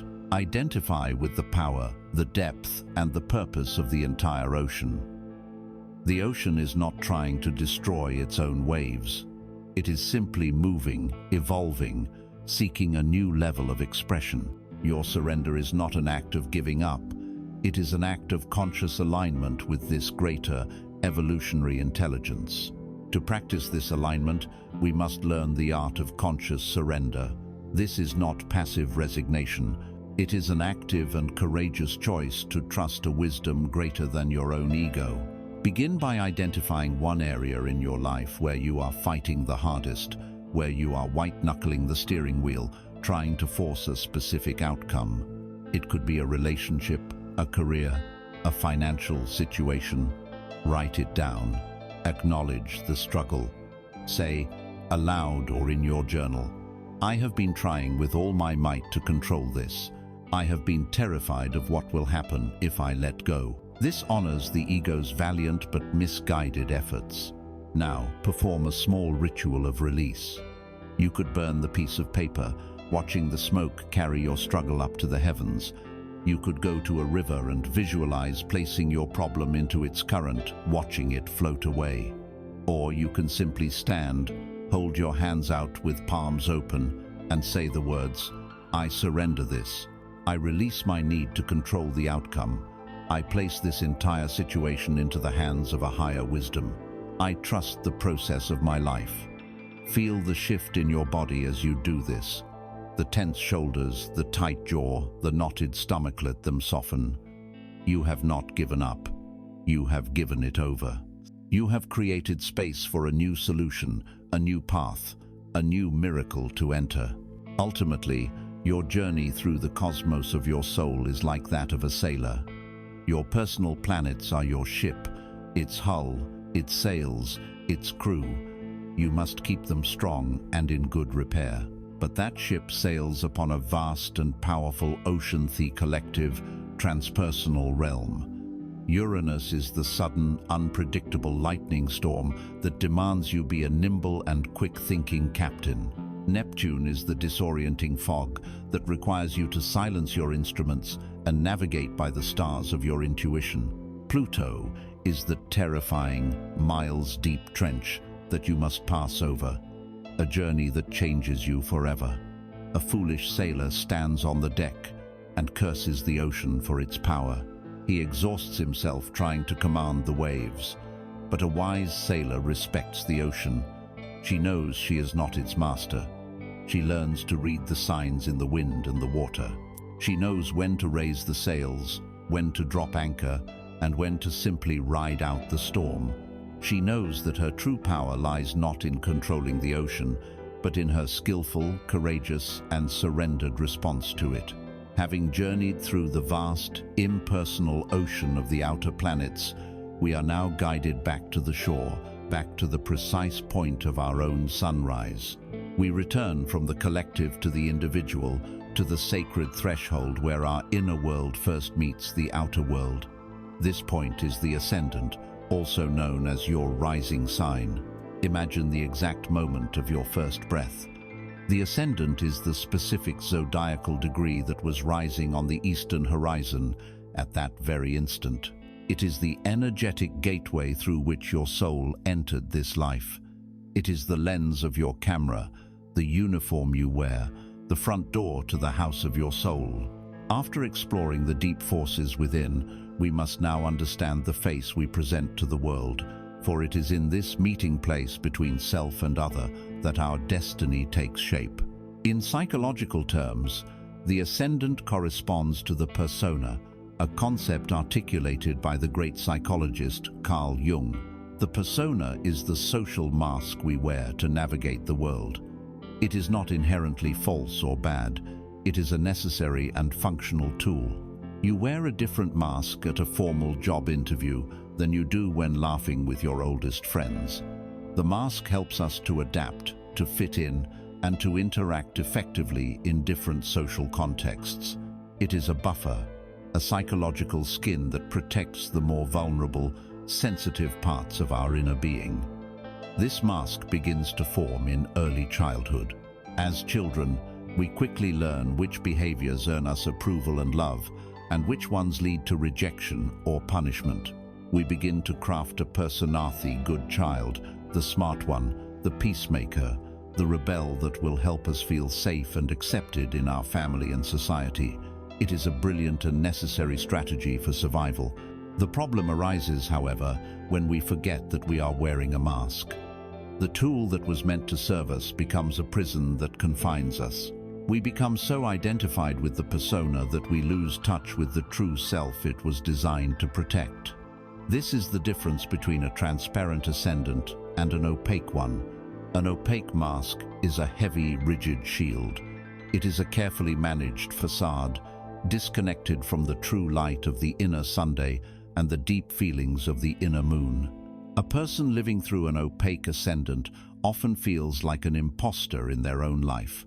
They may achieve great success, but feel a profound emptiness, a nagging sense of being a fraud.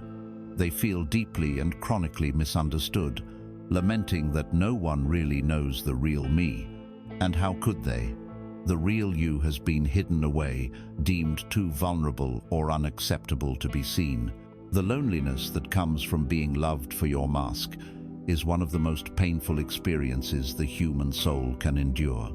The goal, then, is not to shatter the mask and walk naked and defenseless into the world. That would be unwise. The goal is to transform the opaque shield into a transparent lens. A transparent ascendant is a beautiful, colored window. It has its own unique style, its own energetic flavor, the cool competence of a Capricorn rising, the fiery enthusiasm of an Aries rising, the gentle grace of a Libra rising. But it is clear, the true light of the inner Sunday can shine brightly through it, colored and styled by the ascendant, but not blocked by it. The authentic warmth and vitality of your core self is expressed, not hidden. This is authenticity in action. It is the integration of your inner reality with your outer presentation. With a transparent ascendant, you do not feel like an imposter. You feel like yourself, skillfully and appropriately navigating the world. You are not hiding. You are simply expressing your essence through the unique interface you were given at birth. This journey toward a transparent self brings us face to face with one of our deepest internal conflicts, the profound paradox that we yearn to be truly seen, yet we are utterly terrified of it. There is a part of us, the soul, that longs for connection, for the moment when another looks past our defenses and sees the truth of who we are, and loves us for it. And there is another part, the ego, that is petrified of that very same thing. What if they look behind the mask and don't like what they find? What if they see our flaws, our insecurities, our secret darkness, and they turn away in judgment or disgust? This fear keeps our mask firmly glued in place, and so we live in a state of tension, pushing people away with our defenses, while simultaneously hoping they have the courage to break through them. In every new encounter, in every conversation, we stand at this crossroads, making a choice. Do we present the safe, predictable mask, or do we risk revealing a small, true piece of ourselves? To become conscious of this dynamic, we must engage in a practice of honest self-inquiry. The aim is to measure the distance between your inner reality and your outer presentation, and then to begin, gently, to close the gap. First, find a quiet moment and ask yourself, what is the first impression I consistently make on others? How would new acquaintances or colleagues describe me? Use the first words that come to mind. Am I seen as serious, intimidating, quiet, funny, bubbly, reserved? This is your ascendant in action. This is the energy people first encounter. Now, for the second part, turn your attention inward. Ask, who am I on the inside? What are the core qualities of my Sunday and my moon? Am I sensitive, passionate, intellectual, wild, deeply emotional, in need of freedom? Write these words down. Now, compare the two lists. Look at the gap. Is your outer mask of serious and intimidating hiding an inner reality that is deeply sensitive and emotional? Is your outer presentation of bubbly and funny a defense against an inner world of intellectual seriousness and melancholy? This gap is the precise source of your feeling of being misunderstood. The practice, then, is to consciously bridge that gap. This is not about a radical personality change. It is about allowing more of your inner truth to permeate your outer mask. Choose one quality from your inner list, your true self list, and choose one small, low-stakes opportunity to express it through the style of your ascendant. For example, if you have a reserved and analytical Virgo ascendant, but a bold and passionate Aries Sunday, you don't suddenly become loud and impulsive. Instead, you might choose to express a passionate opinion in a meeting, but you do it in a Virgo-like way, backing it up with well-researched facts and a clear, logical argument. You are letting the Aries fire shine through the crystalline lens of Virgo. If you have a dreamy, gentle Pisces ascendant but a sharp, witty Gemini Sunday, you might risk making a clever, multi-layered joke, allowing your intellectual sparkle to emerge from behind the soft, Piscean mist. You are letting your truth out, one authentic expression at a time, building a bridge between your inner world and your outer self. Think of your entire being as a magnificent book. Your Sunday sign is the core plot, the central theme and message of the story. Your moon sign is the emotional atmosphere, the tone and feeling that the story evokes. And your ascendant is the cover. It is the title, the design, the artwork. It is the first thing anyone sees, and it will determine whether they are intrigued enough to open the book and read the story within. If you have a profound, epic, life-changing story inside, but your cover is blank or misleading or uninviting, your book will remain on the shelf, unread. Your great story will go undiscovered. The goal is to design a cover that is a beautiful, compelling, and honest invitation to the masterpiece inside. Let your face, your energy, your initial presentation to the world be a sincere and authentic trailer for the magnificent film of your soul. Having stepped through the doorway of the ascendant and presented ourselves to the world, the most fundamental question of our journey arises: where am I going? Action without direction is wasted energy. A ship with no destination is merely adrift. We now turn our attention from the planets, the celestial bodies, to a pair of invisible, calculated points of immense power. We turn to the lunar nodes, the great axis of destiny that is etched into your soul's map. This axis, composed of the south node and the north node, is your karmic compass. It points from the well-worn landscape of your deepest past to the uncharted wilderness of your most fulfilling future. It is the sacred arrow of your life's purpose. Let us first speak of the South Node, often called the Dragon's Tail. This point in your chart represents the territory you have already mastered. It is the sum total of your experiences, skills, and karmic patterns from past incarnations. It is your soul's comfort zone. The qualities of your South Node feel natural, familiar, and easy to you. If your South Node is in a sign of intellect and communication, you may be a naturally gifted writer or speaker. If it is in a sign of discipline and order, you may have an innate ability to build structures and manage systems. These are your gifts. They are the treasures you have brought with you into this life. However, the South Node is also a place of potential stagnation. Because it is so comfortable and easy, we have a powerful tendency to retreat there, especially in times of stress. It becomes our default setting, our path of least resistance. If we live exclusively from the energy of our South Node, life begins to feel like a loop. We repeat the same patterns, encounter the same problems, and feel a deep but undefinable sense of being stuck, of knowing we are capable of more but being unable to access it. The South Node is the great gift that can become our greatest crutch. At the opposite end of this axis lies the North Node, the Dragon's Head. This is your soul's true north, the direction of your evolution in this lifetime.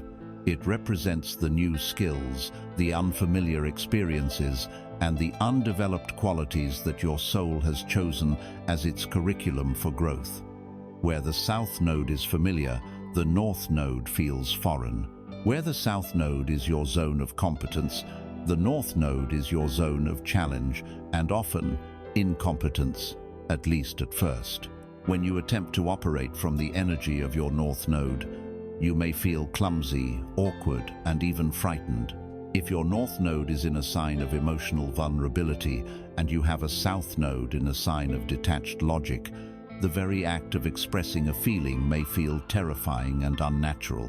If your North Node is in a sign of public leadership and your South Node is in a sign of private solitude, the thought of taking center stage might fill you with dread. And yet, there is a pull. The North Node exerts a mysterious magnetic force on your soul. It is the nagging whisper that says, "There's something more over here." It is the strange fascination you have with people who embody these qualities you lack. It is the undeniable call to adventure, the direction your spirit must travel to feel truly alive. To live as a conscious human being is to live in the center of this karmic tug-of-war. Every day, you are making a choice. The South Node, with its siren song of comfort and ease, pulls you backward. It says, "Stay here where it's safe. Stay with what you know. You're good at this." It is the gravitational pull of your own history. The North Node, meanwhile, beckons you forward into the unknown. It offers no guarantees of success or comfort, only the promise of growth and the feeling of alignment with a deeper purpose. This internal conflict is the central drama of your spiritual journey. To remain in the South Node is to choose a slow spiritual death by stagnation. It is to be the seed that refuses to sprout for fear of leaving the safety of the soil. To move toward the North Node is to choose life, to choose growth, to choose the path of courage.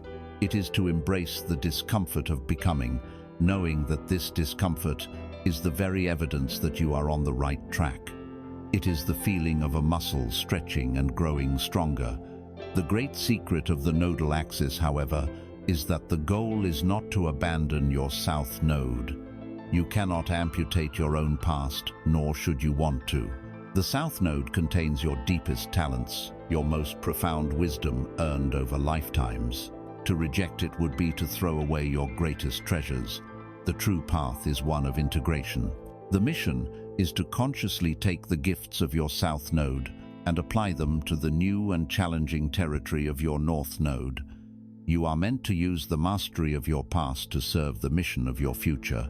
For example, if your South Node is in a solitary, mystical sign and your North Node is in a practical, community-oriented one, your journey is not to stop being a mystic.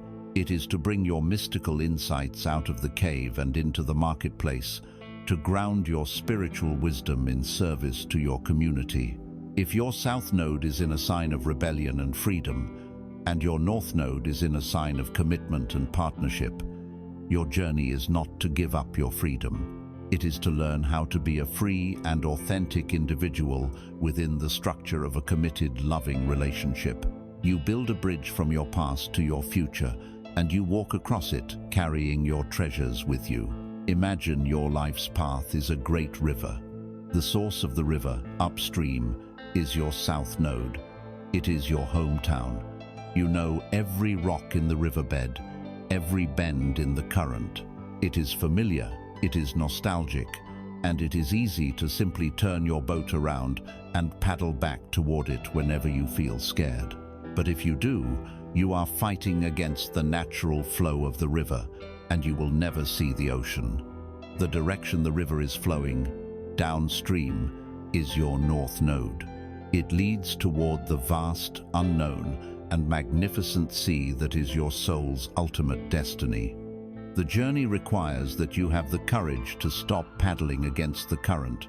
It requires you to let go of the familiar shore, to turn your vessel around, to face the unknown, and to trust the flow. You use your South Node skills, your ability to paddle, to read the water, not to fight the river, but to skillfully navigate its currents, to steer around obstacles as you allow its powerful momentum to carry you toward the sea. To make this journey a conscious one, you can practice a form of nodal balancing. First, take some time to identify the core energies of your two nodes. You can discover their signs through an astrological chart, or you can simply intuit them. What pattern in your life feels too comfortable, like a worn-out shoe? That is likely your South Node. What direction feels both intimidating and compelling, like a challenge you know you must accept? That is likely your North Node.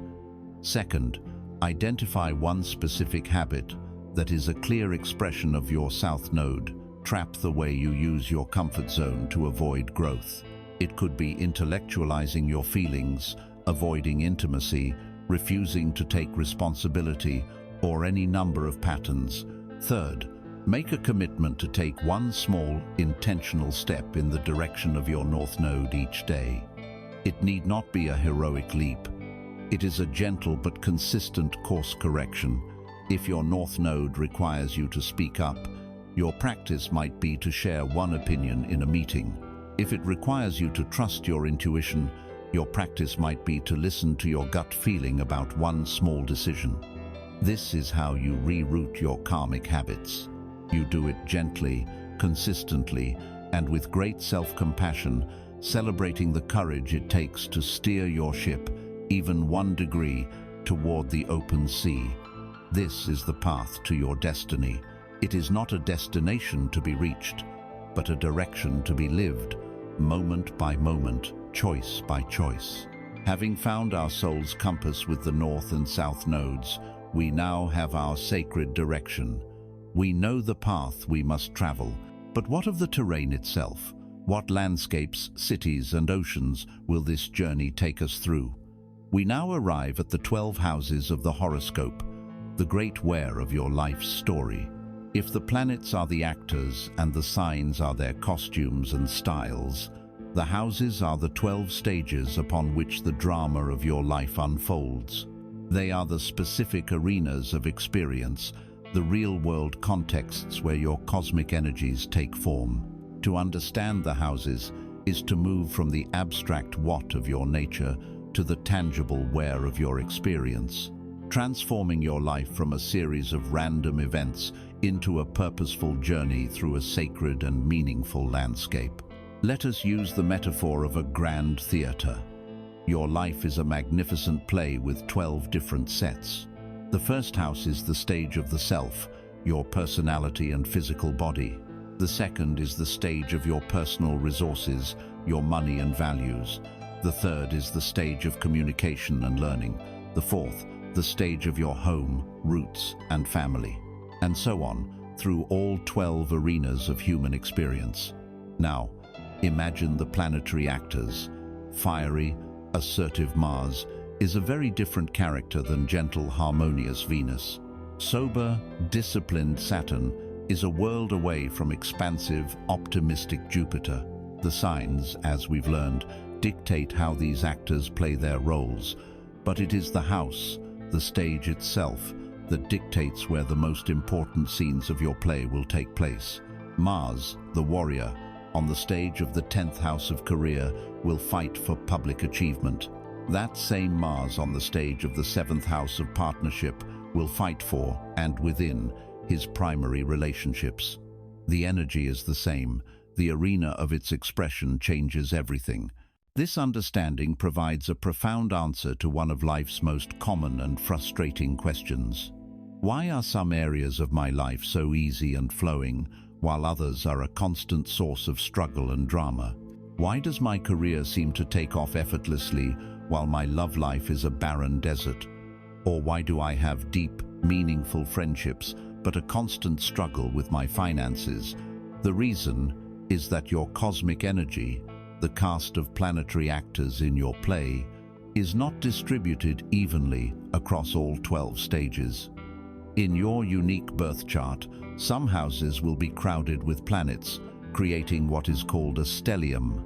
These are the brightly lit, active stages where the main plot of your life is destined to unfold. These areas of your life will be charged with energy, full of activity, challenge, and opportunity for growth. They are where your soul has decided to focus its curriculum for this lifetime. Conversely, some of your houses may be empty, with no planets in them. These are the quiet, peaceful stages, the backstage areas of your life's play. It does not mean these areas are unimportant or that nothing will ever happen there. It simply means they are not the central focus of your karmic drama. The modern world tells us we must be a 10 out of 10 in every single area of life. A perfect partner, a perfect parent, a fitness guru, a brilliant CEO, a wealthy investor, a spiritual master, all at once. This is a recipe for burnout and a profound sense of failure. Your chart, in its wisdom, tells a different story. It tells you where your soul has chosen to specialize. It gives you permission to focus your energy where it is most needed, to work diligently on the crowded, active stages of your life, and to allow the empty houses to be places of rest and ease, rather than seeing them as deficiencies to be frantically fixed. This is an act of profound self-acceptance. Let us take a brief tour through these 12 theaters, grouped by their essential themes. The first 6 houses deal with the personal world, your individual journey. The first house is the stage of identity, your personality, and how you meet the world. The second is resources, what you value, your money, and your self-worth.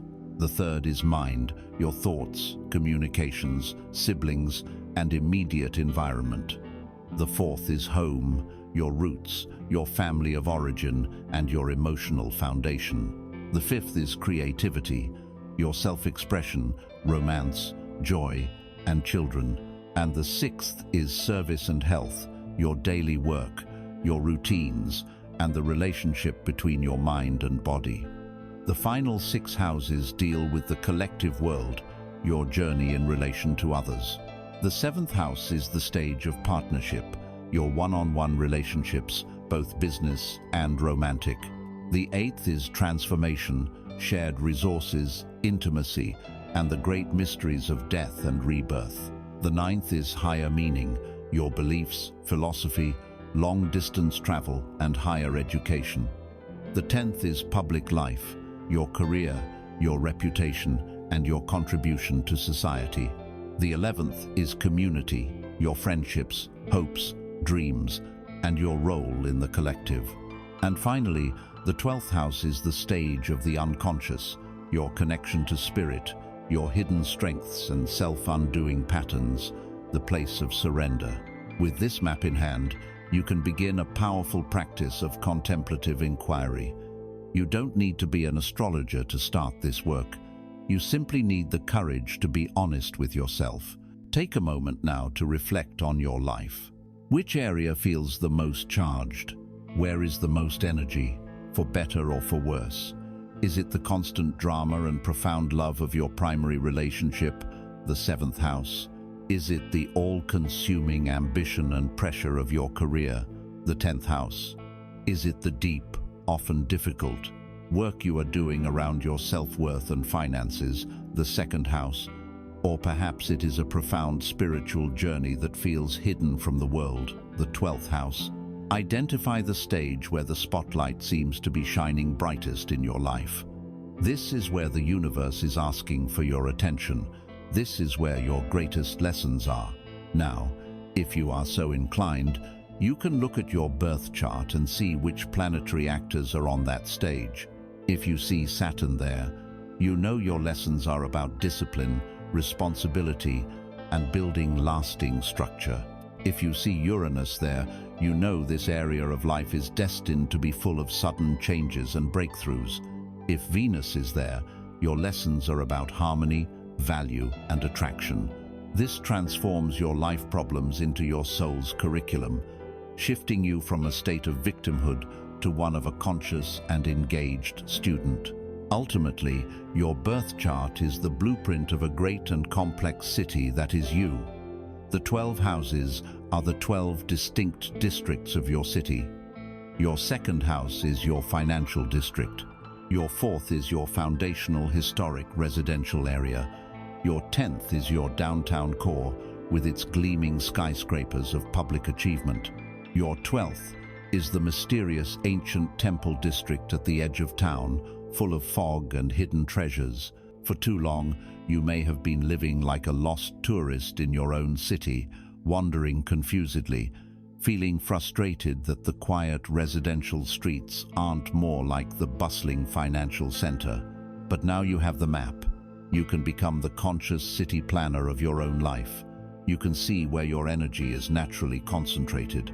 You know which districts need investment and redevelopment, which ones need new infrastructure, and which ones are meant to be quiet parks for rest and contemplation. You now have the wisdom to work with the natural layout of your own soul, to honor its unique design, and to build, with intention and care, a life of profound meaning and purpose. Having explored the 12 great stages of life through the houses, we now journey deeper to an even more fundamental level of our being. We move from the structure of the theater to the very essence of the actors and the atmosphere itself. We arrive at the 4 sacred elements: fire, earth, air, and water. This ancient wisdom, shared by countless cultures across millennia, teaches that these 4 energies are the primary building blocks of all manifest reality, including the complex landscape of your own human temperament. They are the primal forces that animate your spirit, ground your body, shape your thoughts, and stir your emotions.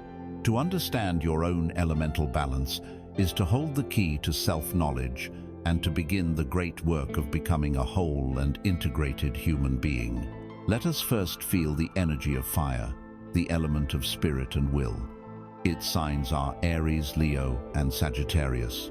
Fire is the spark of life, the radiant energy of the sun, the driving force of passion, inspiration, creativity, and courage. It is the desire to act, to express, to be seen.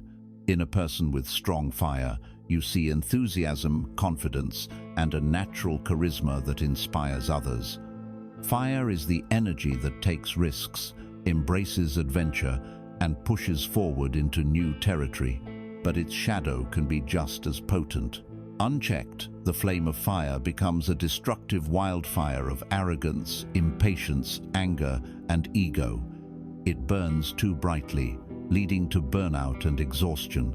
Fire is the divine impulse that declares, "I will." Opposite fire is the element of earth, the foundation of the physical world. Its signs are Taurus, Virgo, and Capricorn. Earth is the energy of stability, of practicality, of patience, and of the body. It is the ability to take the fiery spark of an idea and give it solid, tangible form. In a person with strong earth, you see reliability, perseverance, and a deep connection to the sensual, material world. Earth is the energy that builds enduring structures, honors its commitments, and understands the rhythms of nature. Its shadow, however, is a resistance to change, a stubborn rigidity, pessimism, and a tendency toward materialism that can forget the spirit. Earth is the grounding force that affirms, "I have." Now we ascend into the element of air, the realm of the mind and relationships. Its signs are Gemini, Libra, and Aquarius. Air is the energy of intellect, of logic, of communication, and of social connection. It is the ability to see things with objectivity, to form ideas, to create language, and to build bridges between people. In a person with strong air, you see curiosity, wit, and a love of ideas and conversation. Air is the energy that analyzes, conceptualizes, and relates. It seeks understanding and perspective. Its shadow, however, is a tendency to become lost in theory, to be emotionally detached and disconnected from the body. It can be all talk and no action, and its love of perspective can lead to crippling indecisiveness. Air is the clarifying energy that reasons, "I think." Finally, we immerse ourselves in the element of water, the deep ocean of emotion and intuition. Its signs are Cancer, Scorpio, and Pisces. Water is the energy of feeling, of empathy, of compassion, and of the subconscious. It is the ability to connect deeply, to nurture, and to sense the unseen currents that flow beneath the surface of life. In a person with strong water, you see sensitivity, psychic awareness, and a profound capacity for love and healing. Water is the unifying energy that intuits, I feel. Its shadow, however, is a vulnerability to being overwhelmed by emotion, to moodiness, to irrationality, and to losing one's own boundaries in the feelings of others, leading to a state of emotional victimhood.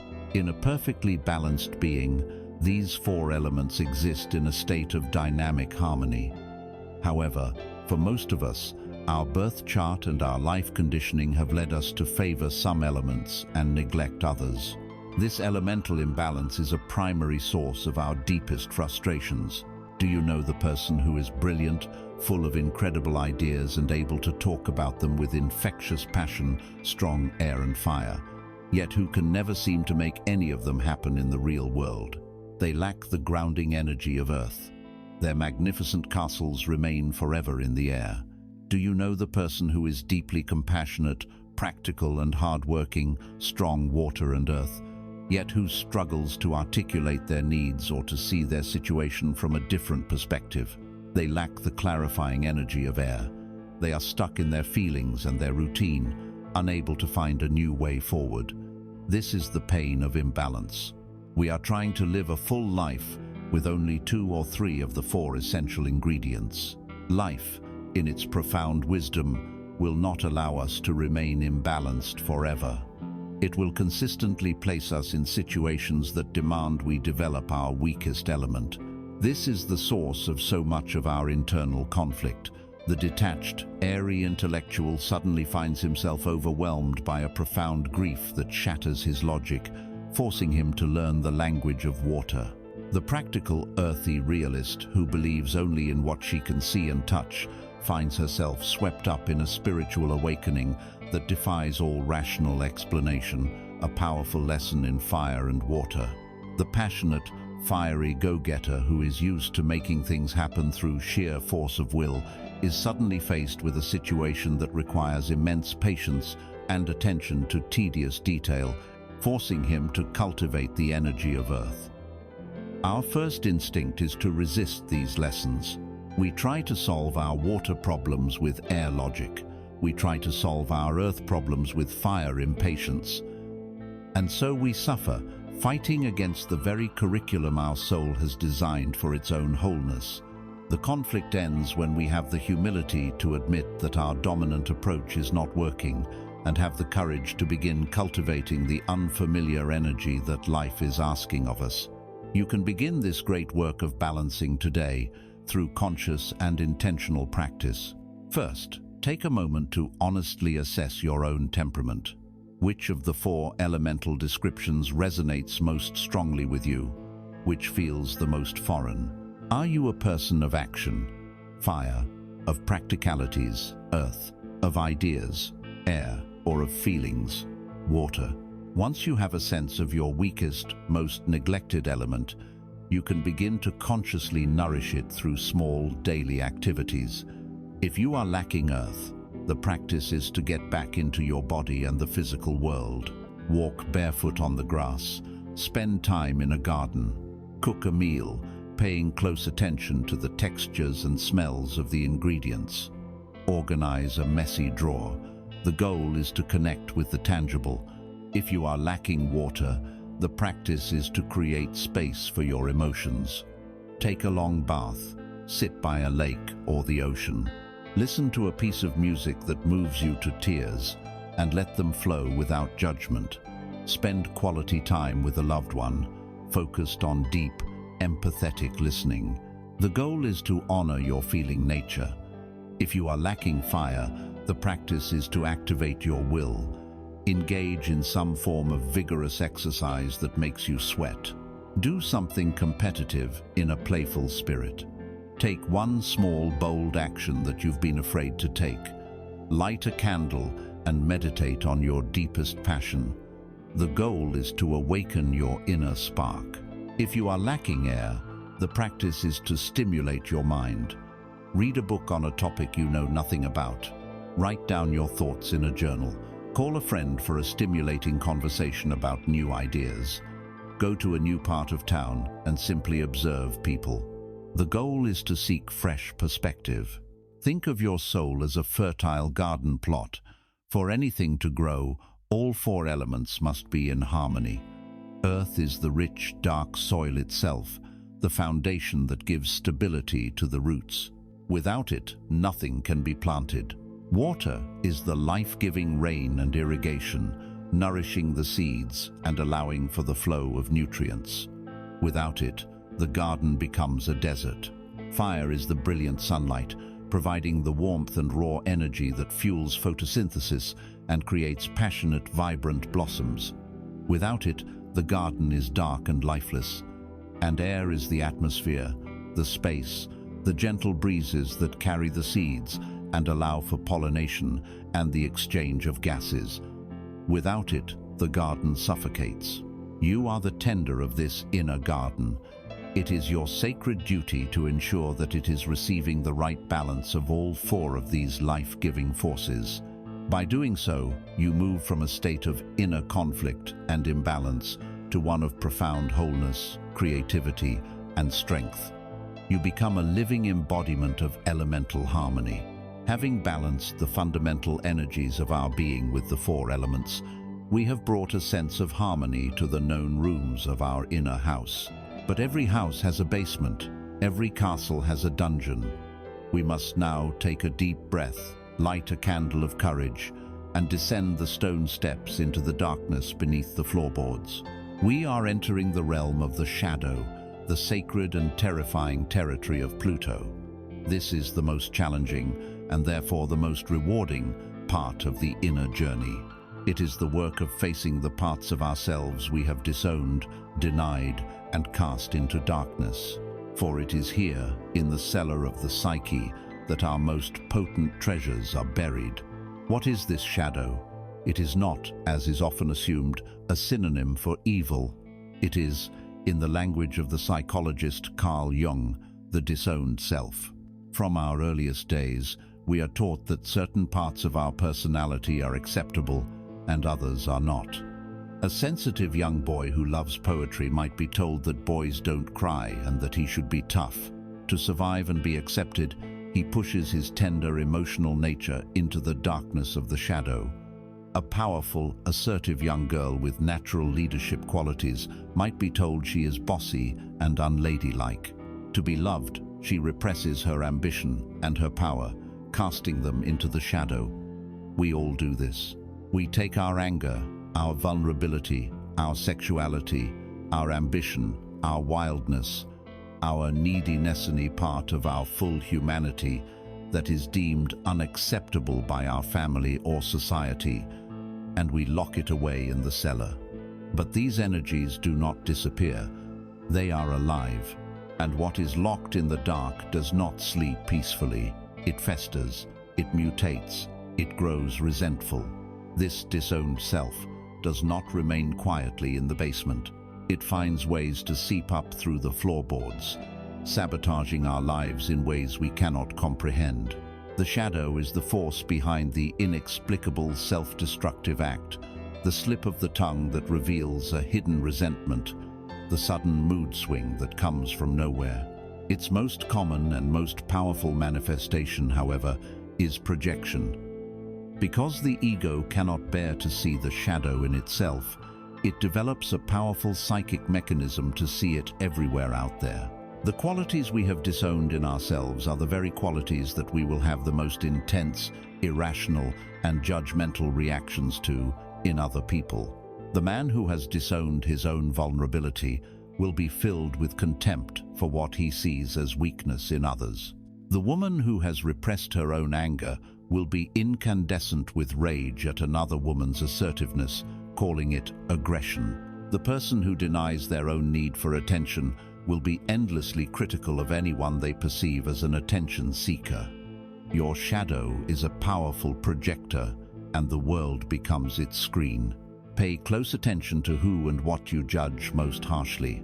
They are often messengers sent to show you the face of your own rejected self. To live with an unexamined shadow is to live in a state of constant, undeclared civil war. A tremendous amount of our life force, our precious vital energy, is expended every single day to keep the cellar door locked. We are constantly policing our own thoughts, censoring our own feelings, and managing our own image to maintain the facade of being a good, nice, spiritual, or respectable person. We live in terror of being found out. This internal war is why we feel so exhausted. It is why we feel so inauthentic.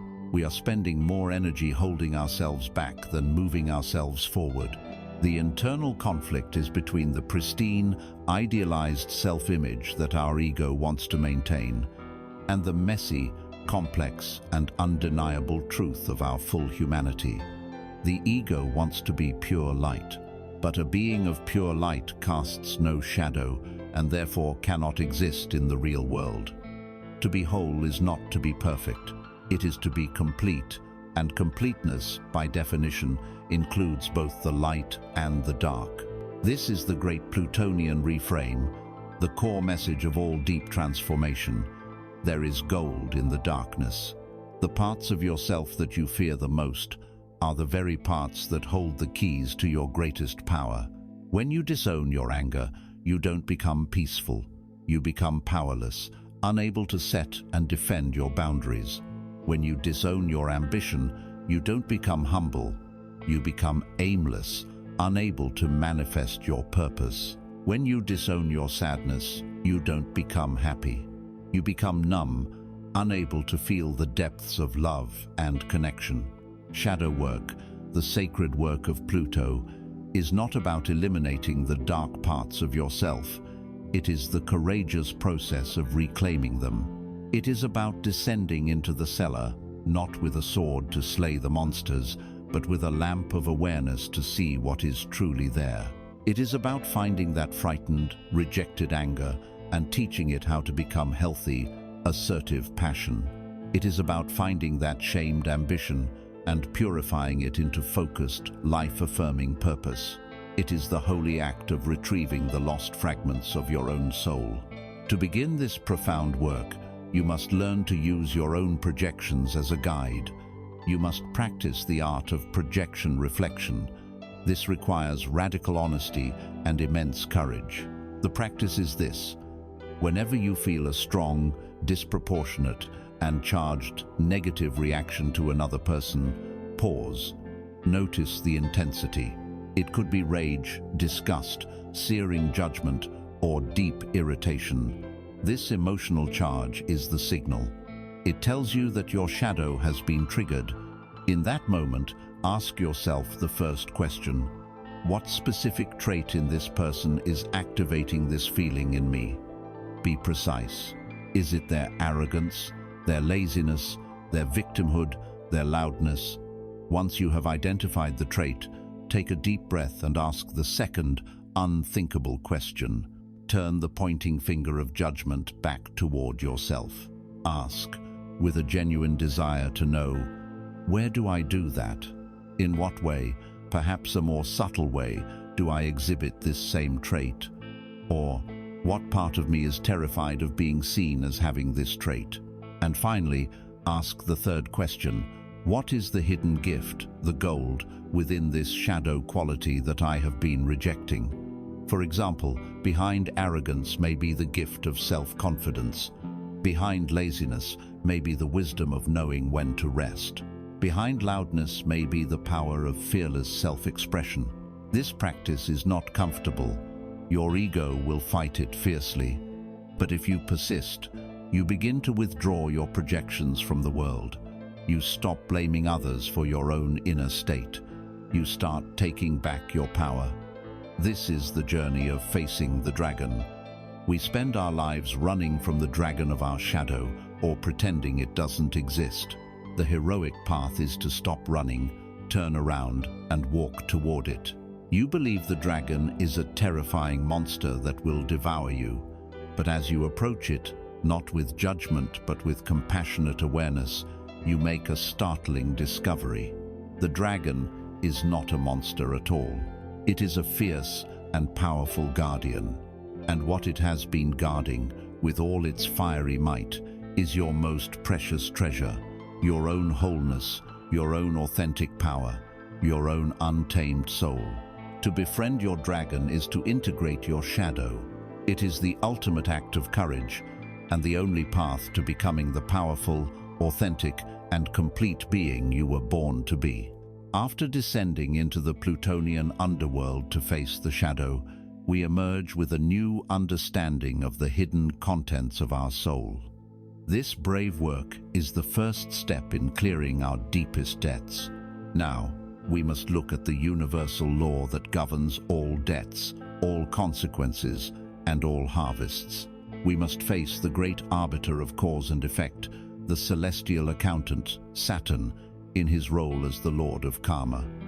Karma is not a mystical belief system from a faraway land.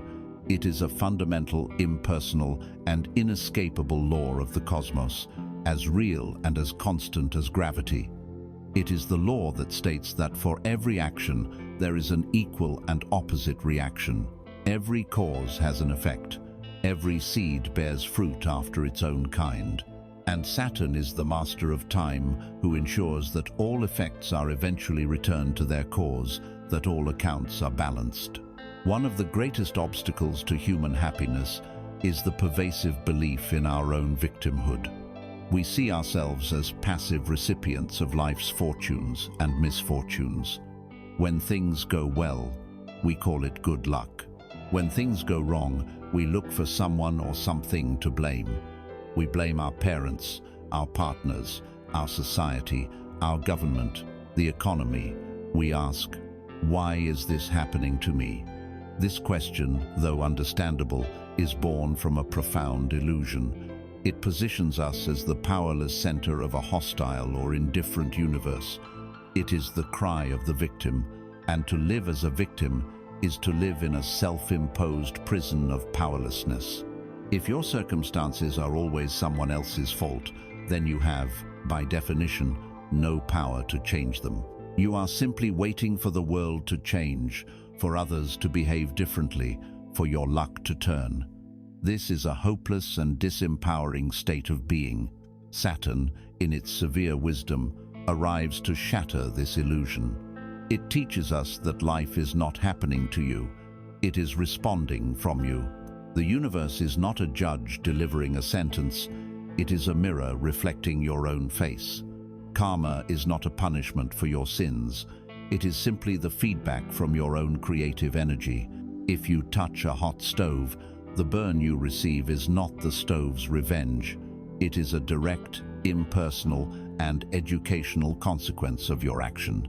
The pain teaches you about the nature of heat and the nature of your own body. So it is with karma. The difficult situations and challenging people you encounter are not random misfortunes. They are educational feedback. They are the burn that is trying to teach you about the nature of your own thoughts, words, and deeds. Saturn's core lesson is to shift your primary question from the victim's cry of, "Why is this happening to me?" to the conscious creator's inquiry, "What is this experience trying to teach me about the energy I am putting out into the world?" The internal conflict here is the friction between the ego's desire to be blameless and the soul's deep need to learn and evolve. The ego wants to be the innocent party. It conveniently forgets its own past actions, its own harsh words, its own broken promises. It is like a person standing in a great canyon who shouts an insult, and then, when the echo returns minutes later, feels shocked and offended by the disembodied voice, blaming the canyon for its hostility. We are constantly shouting into the canyon of life. We send out echoes of kindness, of judgment, of integrity, of deceit. Saturn is the law of acoustics that ensures every single echo, without exception, eventually finds its way back to its source. The anger we feel when a bad thing happens is often the shock of being hit by our own forgotten boomerang. The challenge is to stop blaming the boomerang and to start examining the quality of our own throw. To begin this process of reclaiming your creative power, you must engage in the practice of radical ownership. This is not about self-blame, which is a useless ego trap. It is about a calm, mature, and honest assessment of your role as a co-creator of your reality. Think of a difficult situation from your past, one where you felt wronged or like a victim. Allow yourself to feel the memory of it. First, validate your feelings. Acknowledge the pain. Yes, what that person did was hurtful. Yes, the external circumstances were challenging. This is crucial. But now, take the next step. Ask the Saturnian question. Setting aside everyone and everything else, what was my 1%? What was my contribution to this dynamic? Perhaps your contribution was not in your action, but in your inaction, your failure to speak up or to set a boundary. Perhaps it was in ignoring a clear, intuitive red flag because you wanted something so badly. Perhaps it was in holding a core belief, such as I am not worthy of love, that attracted an experience to validate it. The moment you can identify your 1%, the entire dynamic shifts. You are no longer a passive victim. You are a powerful creator who has just learned a vital lesson about how your energy works. You take back the pen of your life's story. The most powerful metaphor for understanding karma is that of a garden. Your consciousness is a plot of fertile land. Every single thought you think is a seed. Every word you speak is a seed. Every action you take is a seed. Throughout your days, you are constantly, relentlessly sowing. You sow seeds of kindness and seeds of resentment. You sow seeds of discipline and seeds of laziness. You sow seeds of forgiveness and seeds of judgment. Saturn is the immutable law of the harvest. He is the great gardener who ensures, with perfect and unfailing precision, that you will reap exactly what you have sown. You cannot plant a field with thorns and then weep in the autumn, wondering why you are not harvesting roses. You cannot sow the wind of gossip and malicious words, and then feel shocked when you reap the whirlwind of social discord. The life you are living today is the harvest of the seeds you planted in your yesterdays. Some of the fruit is sweet, some is bitter. This is not a cause for despair. It is a cause for liberation. The past harvest is already in. You cannot change it. You can only learn from it. But the fields for your future are clear. The seeds for your tomorrow are in your hand right now, in this very moment. The thought you choose to think next is a seed. The word you choose to speak next is a seed. The action you choose to take next is a seed. This is the ultimate power that Saturn's wisdom bestows upon us. It frees us from the tyranny of the past by making us fully responsible for the present. Stop worrying about the harvest of yesterday. That is already done. Turn your full attention, your full presence, your full intention to the quality of the seeds you are planting today. Sow with awareness, sow with integrity, sow with love. Do this, and you can trust the great, impartial, and unfailing law of Saturn to bring you a future harvest of profound and enduring joy. Having grasped the meticulous and immediate law of karma through Saturn, we now zoom our perspective out, moving from the individual moments of cause and effect to the great, sweeping rhythms of a lifetime. The universe does not just teach us through singular events. It guides us through grand, unfolding cycles, seasons of the soul that have their own distinct character, challenges, and gifts. The two great conductors of this lifelong symphony are the very planets we have come to know as the architects of our reality. Expansive Jupiter and structural Saturn, their majestic orbits around the Sun, set the tempo for our growth, marking the major chapters of our lives. To understand these great cycles is to move from being a confused actor in a single scene to becoming the wise audience of your entire life's play, seeing the elegant, purposeful narrative that connects your beginning, your middle, and your end. Our culture has sold us a dangerous myth, the myth of linear progress. We are taught to believe that life should be a constant, uninterrupted upward trajectory. You get better grades, then a better college, then a better job, then a bigger house, and on until you die. According to this myth, any period of doubt, of stillness, of contraction, or of falling apart is seen as a personal failure. But this is not how nature works, and it is not how the soul evolves. Life is not a straight line, it is an upward spiral. We are destined to revisit the same core themes and lessons throughout our lives, but each time, if we have done our work, we approach them from a higher level of consciousness, with greater wisdom and compassion. The challenge of self-worth you faced at 25 may reappear at 40, but you will meet it as a different person. The great cycles are the rungs on this spiral staircase, guiding our ascent.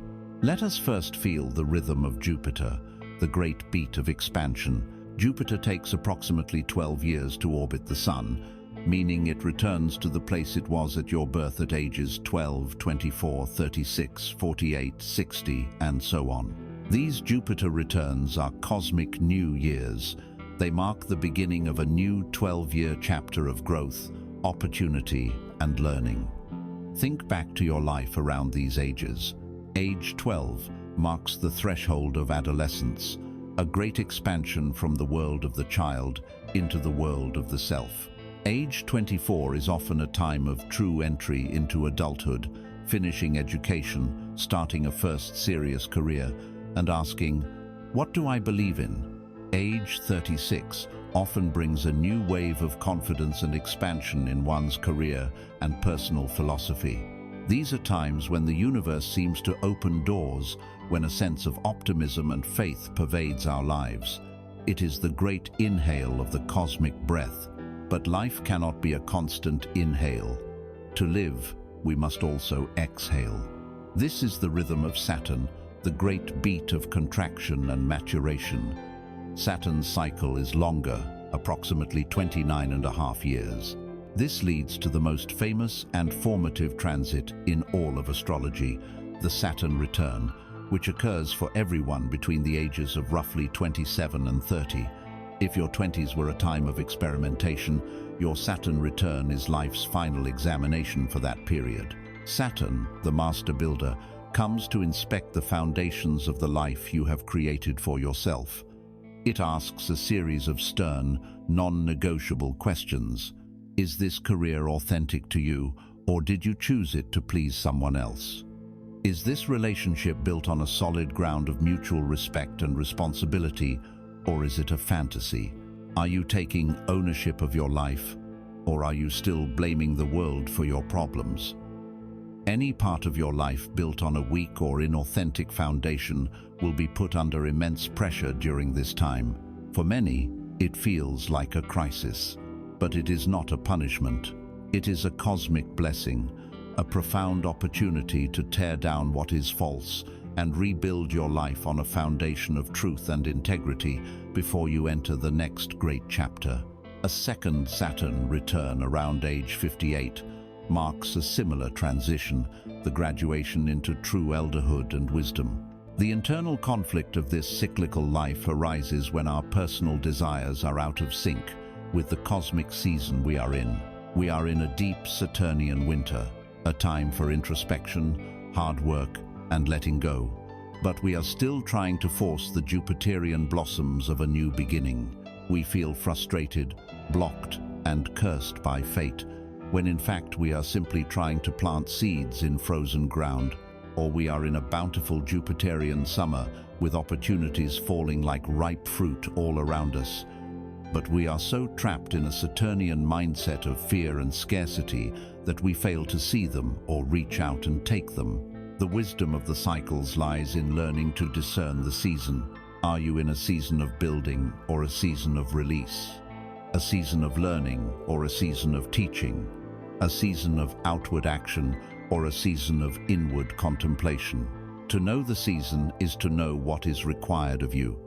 It is to learn to work with the great universal tides, not against them. You can apply this wisdom to your own life through a practice of life phase reflection. Take out a piece of paper or simply find a quiet space for contemplation. Divide your life, from birth until today, into its distinct chapters. Perhaps early childhood, high school, the college years, my first career, the lost years, the healing chapter. Give each era a name. Now, look for the turning points. What event or inner shift marked the end of one chapter and the beginning of the next? Look especially at the ages we have discussed, 24, 27 to 30, 36. Do you see a pattern? Now, for each chapter, ask yourself, what was the central theme? What was the primary lesson I was learning during that time? Was it a lesson about independence, about love, about loss, about responsibility? Finally, see if you can trace the golden thread of purpose that runs through all of them. How did the painful lessons of one chapter provide the necessary strength or wisdom for the next? By viewing your life in this way, you transform it from a chaotic series of events into a coherent, purposeful narrative. You see that even the most difficult winters were necessary to prepare the ground for a future spring. Ultimately, we can see a human life as mirroring the 4 seasons of a great tree. Your youth, from birth to your first Saturn return, is your springtime. It is a time of explosive growth, of sending out new shoots, of experimentation and learning. The world is full of potential, and your primary job is to absorb sunlight and nutrients to grow strong roots. Your adulthood, from roughly age 28 to 56, is your summertime. The sun is high in the sky. This is the season of doing, of building, of being fully engaged in the world. It is the time of bearing fruit, raising families, building careers, creating your tangible legacy. It is a time of immense energy and responsibility. Your elderhood, from roughly age 56 to 84, is your autumn. The frantic energy of summer subsides. The leaves turn to brilliant gold and red. This is the time of the harvest, of reaping the rewards of a life well lived. The focus shifts from doing to being, from accumulating to distributing. It is a time for sharing your wisdom, for mentoring the young, for enjoying the beauty of all you have created. And finally, your late elderhood is your winter. The leaves have fallen, and the tree's essential structure is revealed. It is a time of turning inward, of rest, of quiet contemplation. It is a season of profound peace, of spiritual reflection, and of preparing the very essence of the tree for its next great journey. Each of these seasons is sacred. Each has its own beauty, its own purpose, and its own gifts. To wish for eternal summer is to misunderstand the very nature of life. The wise soul learns to embrace the unique beauty of every season of their becoming. As we journey deeper into the architecture of our celestial map, having navigated the planets, the houses, the elements, and the great cycles of time, we inevitably arrive at the central, most profound question of the human experience. It is a question that has echoed in the hearts of philosophers, mystics, and seekers for millennia. If my path is written in the stars, if my karma is set, if my soul has a curriculum, then what power do I truly have? Am I merely a puppet, dancing on the invisible strings of celestial fate, or am I the sovereign master of my own life? This is the great paradox of destiny and free will, and to grasp its truth is to unlock the highest form of human freedom. Our struggle with this question often traps us between 2 equally disempowering extremes. The first is the prison of fatalism. This is the belief that everything is predetermined, that our choices are ultimately meaningless illusions. A person trapped in fatalism uses their understanding of karma or astrology as a spiritual bypass. When they fail, they sigh, "It was my karma." When they are afraid to act, they resign themselves. "It's just not in my chart." This perspective, while seeming wise and accepting on the surface, leads to a life of passivity, inaction, and a subtle abdication of personal responsibility. It is the mindset of the puppet who has given up even trying to move on its own, accepting the pull of the strings as the only reality. At the opposite pole lies the tyranny of egoic will.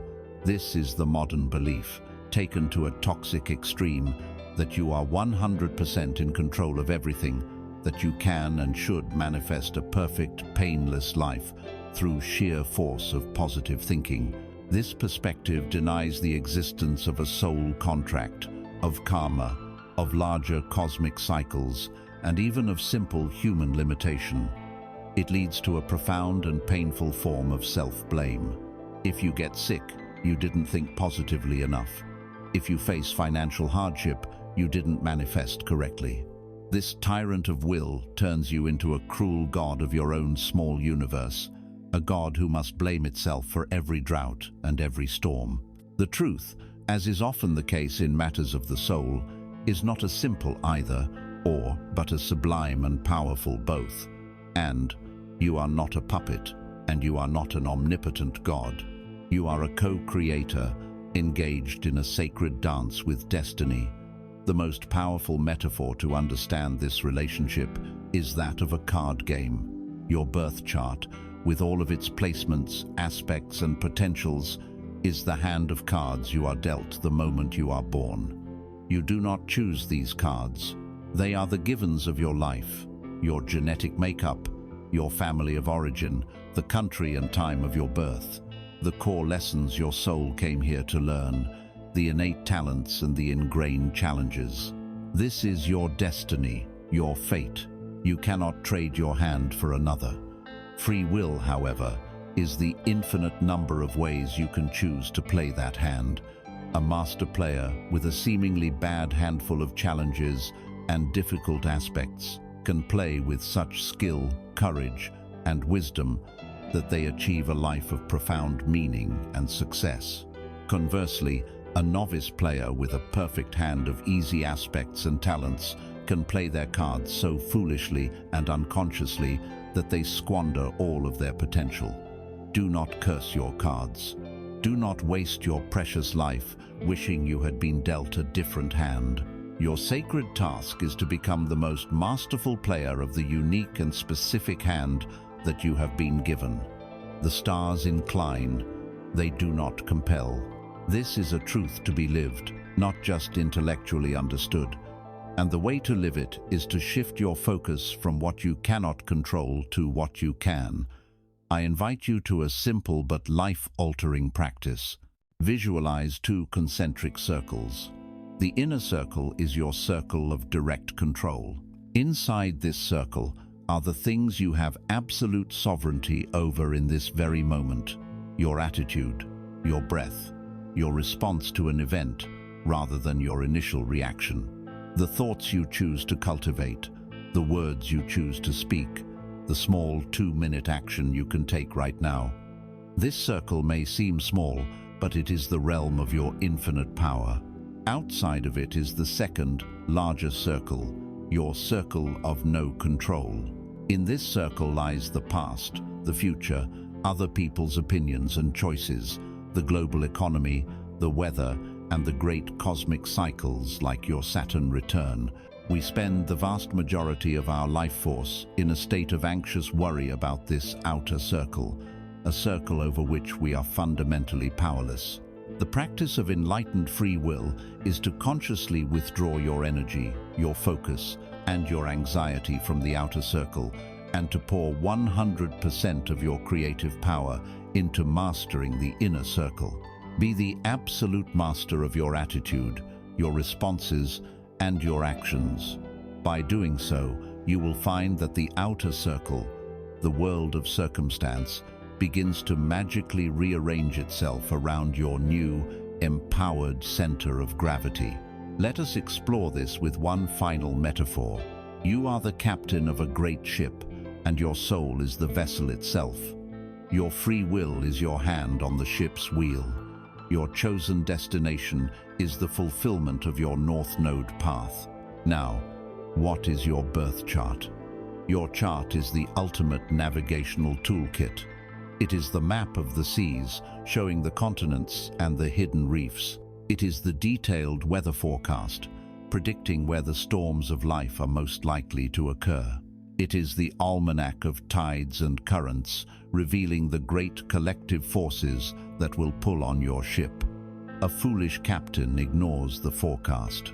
He tries to sail in a straight line, denying the existence of continents, and then feels like a victim when he runs aground. He sails directly into a predicted hurricane, shaking his fist at the sky, blaming the weather for his own lack of foresight. This is the ego trying to impose its will on destiny. A fatalistic captain sees the forecast for a storm and decides to never leave the harbor. He lets his magnificent ship rot in the docks, paralyzed by fear of what might happen. He has surrendered his will to his fate. But a wise captain, a conscious captain, does neither. She studies the map and the forecast with deep respect. She acknowledges the reality of the currents and the storms, and then she uses her free will, her skill, and her courage to plot the best possible course. She doesn't sail into the hurricane. She skillfully navigates around it. She doesn't fight the powerful current. She uses its energy to help propel her ship forward, tacking her sails to catch the wind in just the right way. Her freedom is not in her ability to control the ocean. Her freedom lies in her masterful response to the ocean. She partners with destiny. She uses the givens of the map to achieve her chosen destination. This is the ultimate synthesis of fate and free will. Your chart does not tell you your doom. It reveals the weather patterns of your soul so that you can become the most skillful, courageous, and wisest captain imaginable. Your true destiny is not a specific outcome. Your true destiny is to become that conscious captain. Having accepted our role as the conscious captain of our ship, navigating the seas of destiny with the power of our free will, we now arrive at the most subtle and masterful of all spiritual arts, the art of timing. It is not enough to know what to do. A master knows when to do it. Our modern world is obsessed with a single, linear, and unforgiving version of time. It is the time of the clock, the calendar, the deadline. It is a resource to be managed, saved, and spent. The ancient Greeks called this chronos, quantitative time, but they knew of another, more profound kind of time, a time that cannot be measured by a clock. They called it kairos. Kairos is qualitative time. It is the opportune moment, the right time, the sacred opening when action is fruitful and life flows with grace. To live a life of wisdom is to learn to shift your allegiance from the tyranny of Chronos to the divine rhythm of Kairos. We live in a culture that worships Chronos. This worship is the source of our collective anxiety, our hustle culture, our pervasive sense of being perpetually behind. We are taught that constant action is the key to success. We believe we can force outcomes through sheer effort, that we can bend the river of life to our will if we just push hard enough. When we meet with resistance, when our frantic efforts yield no results, we do not question our timing, we question our effort. We conclude that we must push even harder. This is the path of burnout. It is the feeling of trying to swim against a powerful current, exhausting all your energy and getting nowhere.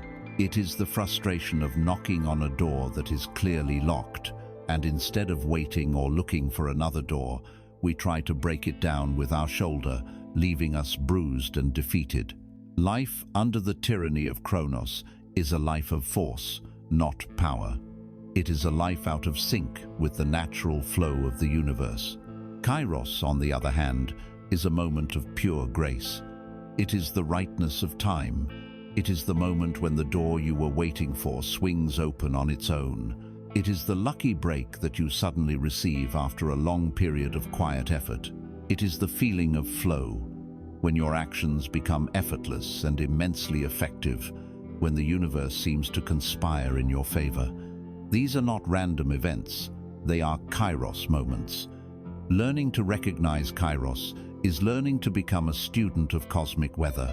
Just as a sailor learns to read the sky, you can learn to read the energetic climate of your own life. There are times when the celestial weather is perfect for launching a new venture. Perhaps a favorable transit from Jupiter opens a window of opportunity.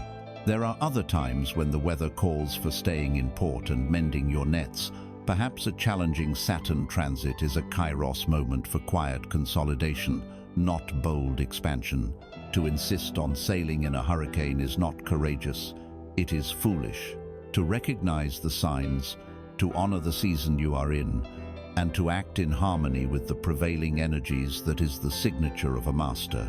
This art requires us to resolve the internal conflict between the impatient ego and the wise soul. The ego, fueled by the fire of Mars, wants results, and it wants them now. It sees waiting as failure, as a sign of weakness. It lives in the world of Kronos and believes that time is running out. The soul, however, understands the deeper rhythms. It knows that a seed planted in winter will die. It knows that a fruit picked before it is ripe will be bitter. The soul has the wisdom to wait for the perfect moment, understanding that this waiting is not empty, but is itself a sacred and productive part of the process. The tension we feel is the ego screaming, "Now," while the soul whispers, "Not yet." Learning to trust that whisper, to endure the discomfort of not yet, to have faith that the right moment will arrive, is a profound spiritual discipline. It is the journey from the frantic energy of forcing to the calm power of flowing. A wise surfer provides the perfect metaphor for mastering kairos. The ocean is the endless flow of life, and the waves are the windows of opportunity, the kairos moments. A novice surfer, driven by ego, has a frustrating experience. He paddles frantically after every small ripple, wasting his energy. He tries to force a wave to appear where there is none. He is constantly fighting the ocean, and the ocean always wins. The wise surfer, however, demonstrates a different art. He sits on his board, in a state of relaxed, alert stillness. He is not passive. He is watching the horizon. He is feeling the subtle shifts in the energy of the water. He lets countless small, unsuitable waves pass him by, conserving his power. He is in a state of active patience. Then he sees it. Far out on the horizon, he recognizes the formation of a perfect, powerful wave. At that precise moment, he swings into action. He paddles with incredible focused power for a short burst to match the wave's speed. Then he rises, and for a glorious period, he is no longer fighting the ocean, but dancing with it, riding its immense power with grace and skill. This is the art of kairos, long periods of patient, watchful preparation, followed by short bursts of decisive, perfectly timed action. You can cultivate this art in your own life through the practice of active patience. This is how you wait like the wise surfer. First, you must clarify your intention. What is the wave you are waiting for? Is it a new career opportunity, a loving relationship, the right time to launch a creative project? Be clear about what you are preparing for. Second, instead of just waiting passively or anxiously, ask yourself the most powerful question of active patience. What can I be doing right now, in this season of waiting, to make myself completely and utterly ready when my wave arrives? This question transforms waiting from a passive state into a deeply productive one.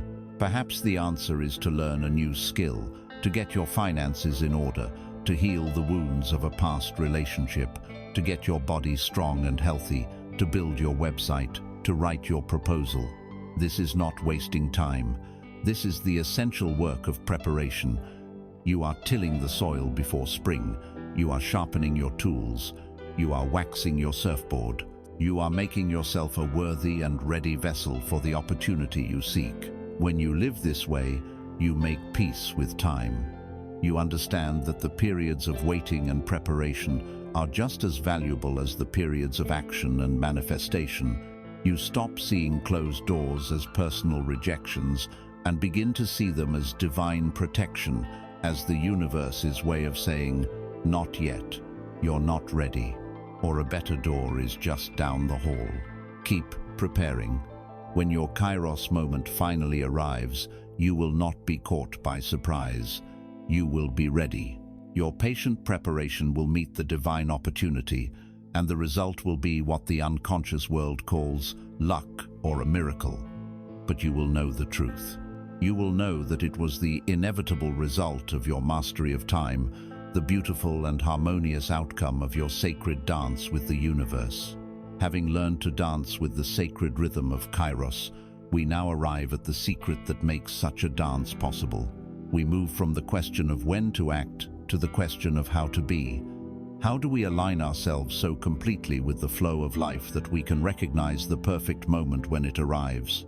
The answer lies in one of the most profound and ancient secrets of the cosmos, a secret now being echoed by our own modern physics. The universe is not made of things, it is made of music.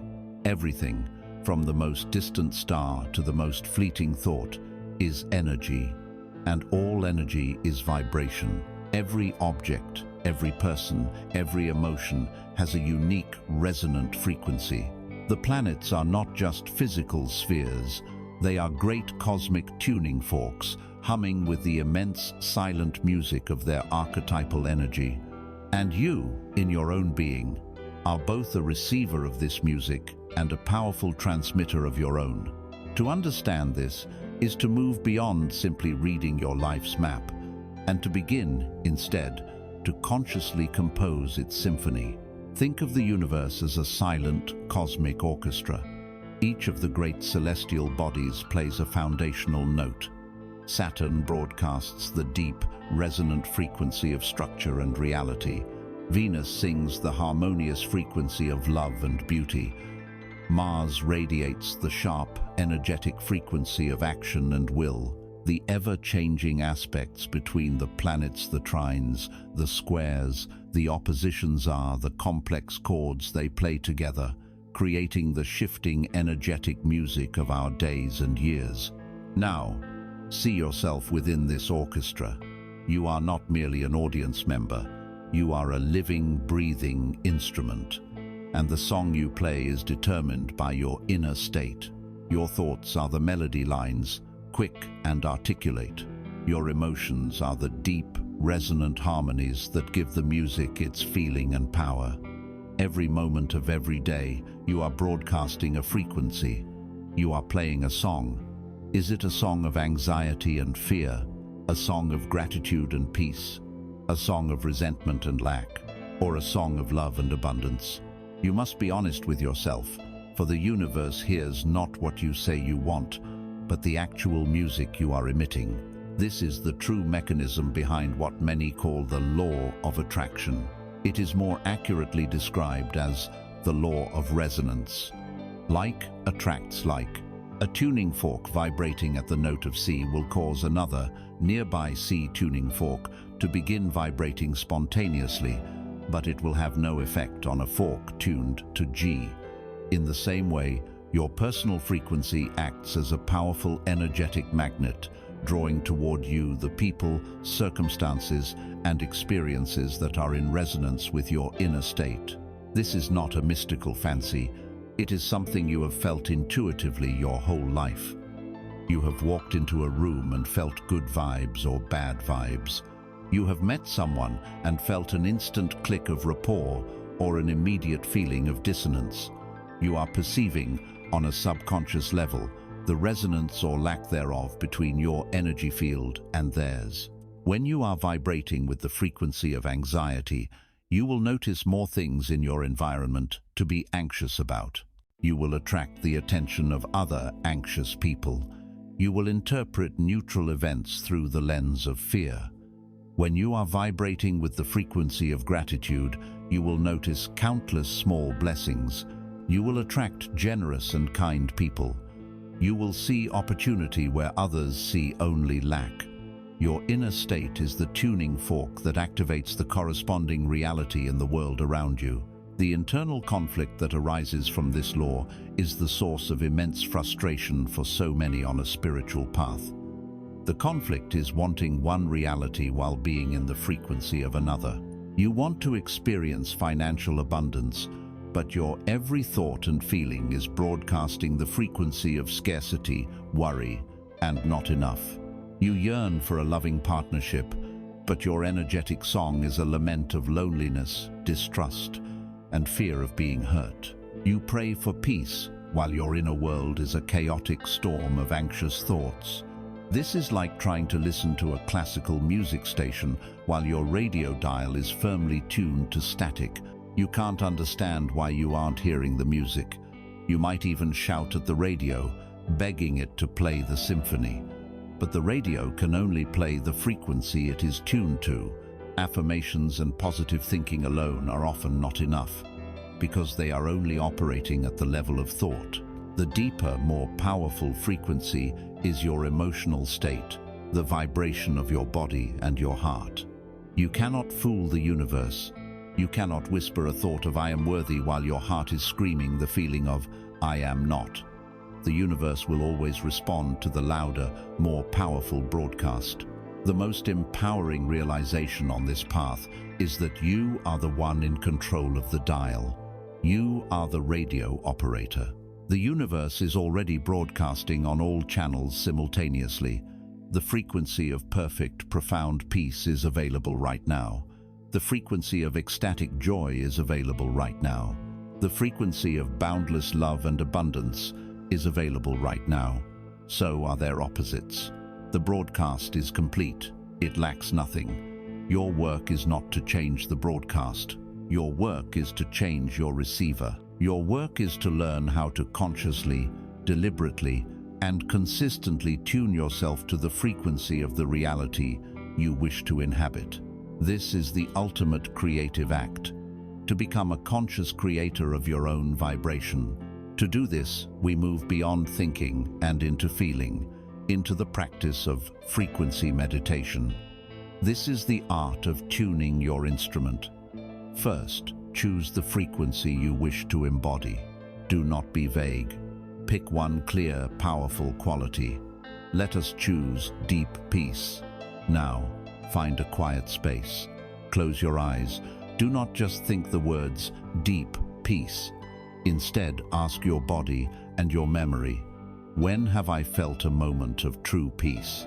Perhaps it was sitting by a still lake at dawn, or holding a sleeping child, or that moment just after a great accomplishment. Find a memory, no matter how small, of that feeling. Latch onto it. Now, where did you feel it in your body? Was it a warmth in your chest, a feeling of spaciousness behind your eyes, a sense of heaviness and rootedness in your legs? Locate the physical sensation of that peace. Now, breathe into it. Use your breath like a gentle bellows to fan that small spark of feeling into a steady flame. Imagine that sensation of peace expanding from that one point, filling your entire chest, flowing down your arms and legs, filling your head, until your entire body, every cell, is vibrating with the silent, powerful hum of deep peace. Remain in this state for 5 to 10 minutes. You are not pretending. You are not visualizing. You are actively generating and sustaining a real, physiological, and energetic state. You are deliberately turning your dial to the peace station. The more you practice this, the more you train your nervous system and your energy field to recognize this new frequency as home. You are creating a new default setting. Do this with any frequency you desire: gratitude, courage, abundance, love. By embodying the feeling state of your desire before it has manifested, you become a powerful magnet for it. You are sending out a clear, coherent signal into the cosmic symphony. The law of resonance will then do its work.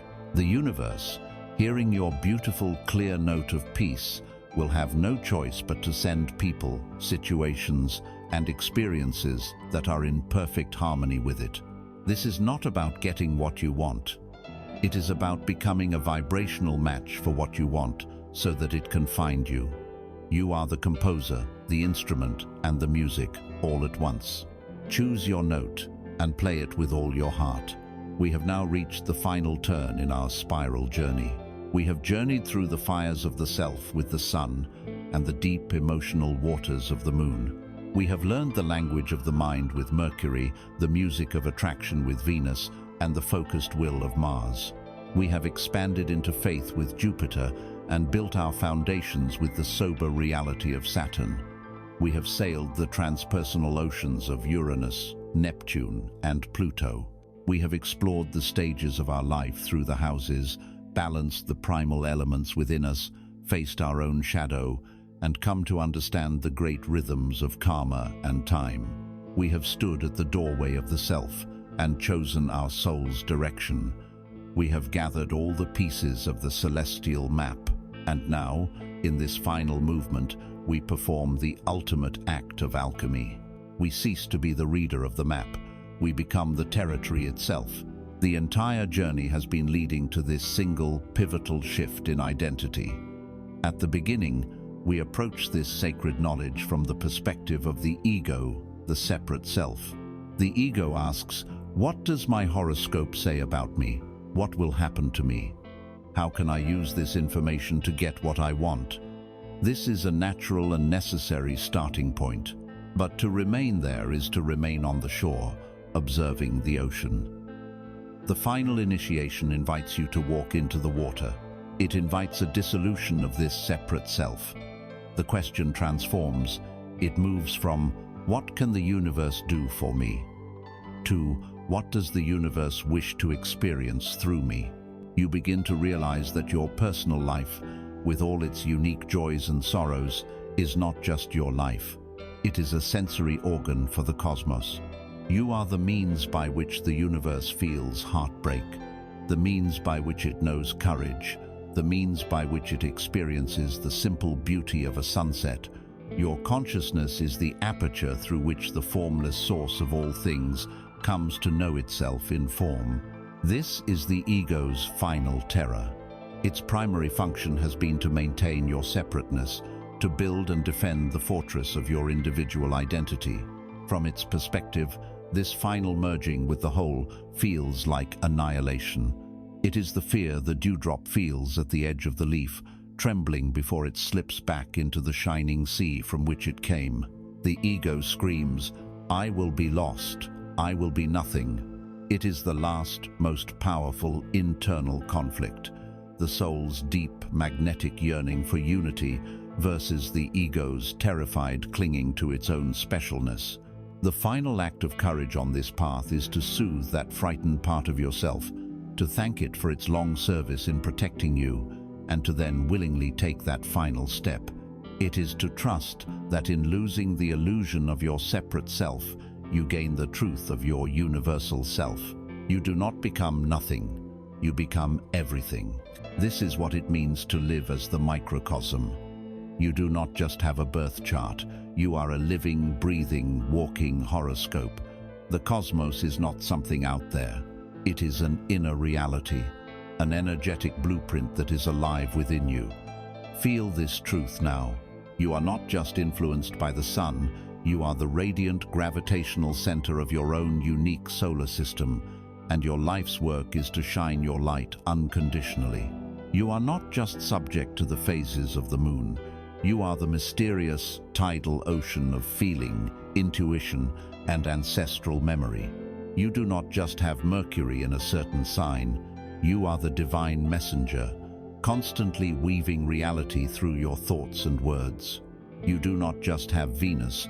You are the principle of harmony, a resonant field attracting all that you embody. You do not just have Mars.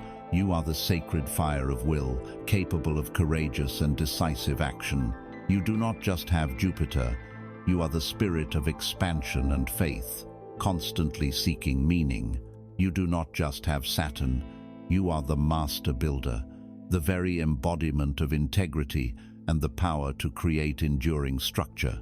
You do not just fear the outer planets. You are a vessel for their transformative power, an agent of awakening, dissolution, and rebirth for the collective itself. You are not a fragment. You are the whole, expressed in a unique and precious form. When this realization moves from an intellectual concept to a lived, felt reality, your experience of the world transforms. You begin to practice a kind of unified awareness. You look at a great ancient tree, and you feel its deep, earthy, Saturnian stability, its patient endurance through the seasons, and you recognize it as a quality within your own soul.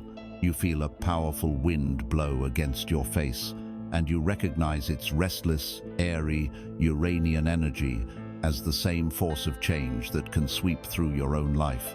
You look into the eyes of another person, and you no longer see a separate, competing ego. You see another microcosm, another universe, with its own sun trying to shine, its own moon full of hidden feelings, its own battles and its own triumphs. Judgment dissolves into compassion. Competition dissolves into a desire to collaborate. You see that we are all just different expressions of the same one, magnificent cosmic being. And then you look up at the night sky. At the beginning of our journey, we looked up with a sense of wonder and separation, hoping to find answers from the distant lights. Now, you look up with a sense of profound, quiet recognition. You are not looking at something foreign. You are looking at your own family album. You are seeing the ancient furnaces where the iron in your blood was forged.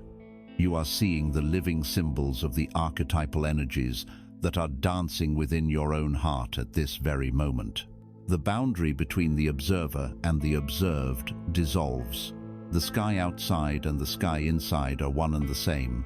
We began this journey together as a reader, seeking to understand a complex and mysterious book about the universe. We learned its language, we met its characters, we explored its landscapes. The final, sacred truth is this: the story the book was telling was always your own. You are not the reader of the book. You are the book. The story of every planet, every sign, every cycle is written in the very fabric of your being, and the silent, aware consciousness that has been reading, learning, and understanding this all along. That too is you. The book, the story, and the reader are one. There is no separation. There never was. You are the celestial doctrine. You are a universe waking up to itself, and your journey is just beginning. And so, our great journey through the cosmos comes to a close, and a new journey begins. We began by looking up into the vast, silent night, searching for answers in the distant light of the stars. We end by looking inward into the vast, silent self, only to find that same cosmic pattern glowing within us. The entire celestial map, with all its planets, signs, and houses, was never a depiction of a force outside of you. It was always a self-portrait. You have learned the language of the stars not to predict your future, but to remember your soul. The celestial doctrine is not a body of knowledge to be studied. It is a state of being to be embodied. The planets are not your fate. They are your faculties. The zodiac is not a set of labels. It is the spectrum of light through which your consciousness shines. The houses are not random arenas of luck or misfortune. They are the sacred theaters where you chose to learn your most important lessons. You are not a victim of this cosmic design. You are its living expression, its co-creator. Let this truth settle into your bones. The power you have been seeking in the world has been waiting patiently within you all along. It is the steady fire of your Sunday, the deep wisdom of your moon, the structural integrity of your Saturn. It is the courage of Mars, the grace of Venus, the vision of Jupiter, the brilliance of Mercury. It is the power to awaken, to dissolve, and to regenerate. It is all yours. It has always been yours. This knowledge is not meant to be a shield against the difficulties of life. The rains will still fall, and the winds will still blow, but you are no longer a frightened child, lost in the storm. You are the wise sailor who knows the weather of their own soul. You are the master gardener who knows what seeds to plant in which season. You have found the unshakable center within the ever-turning wheel of existence. This is the source of true peace, not a peace that comes from a life without problems, but a peace that comes from knowing you possess the inner resources to meet any problem with wisdom, courage, and grace. Do not hold this knowledge in your mind as a collection of facts. Let it live in your heart as a feeling of profound self-acceptance. You are a unique and unrepeatable constellation, a divine pattern of light and shadow, and your purpose is not to be perfect, but to be holy and unapologetically yourself. The stars do not scream their presence across the void. They do not demand attention. They do not apologize for their existence. They simply shine. Now, it is your turn.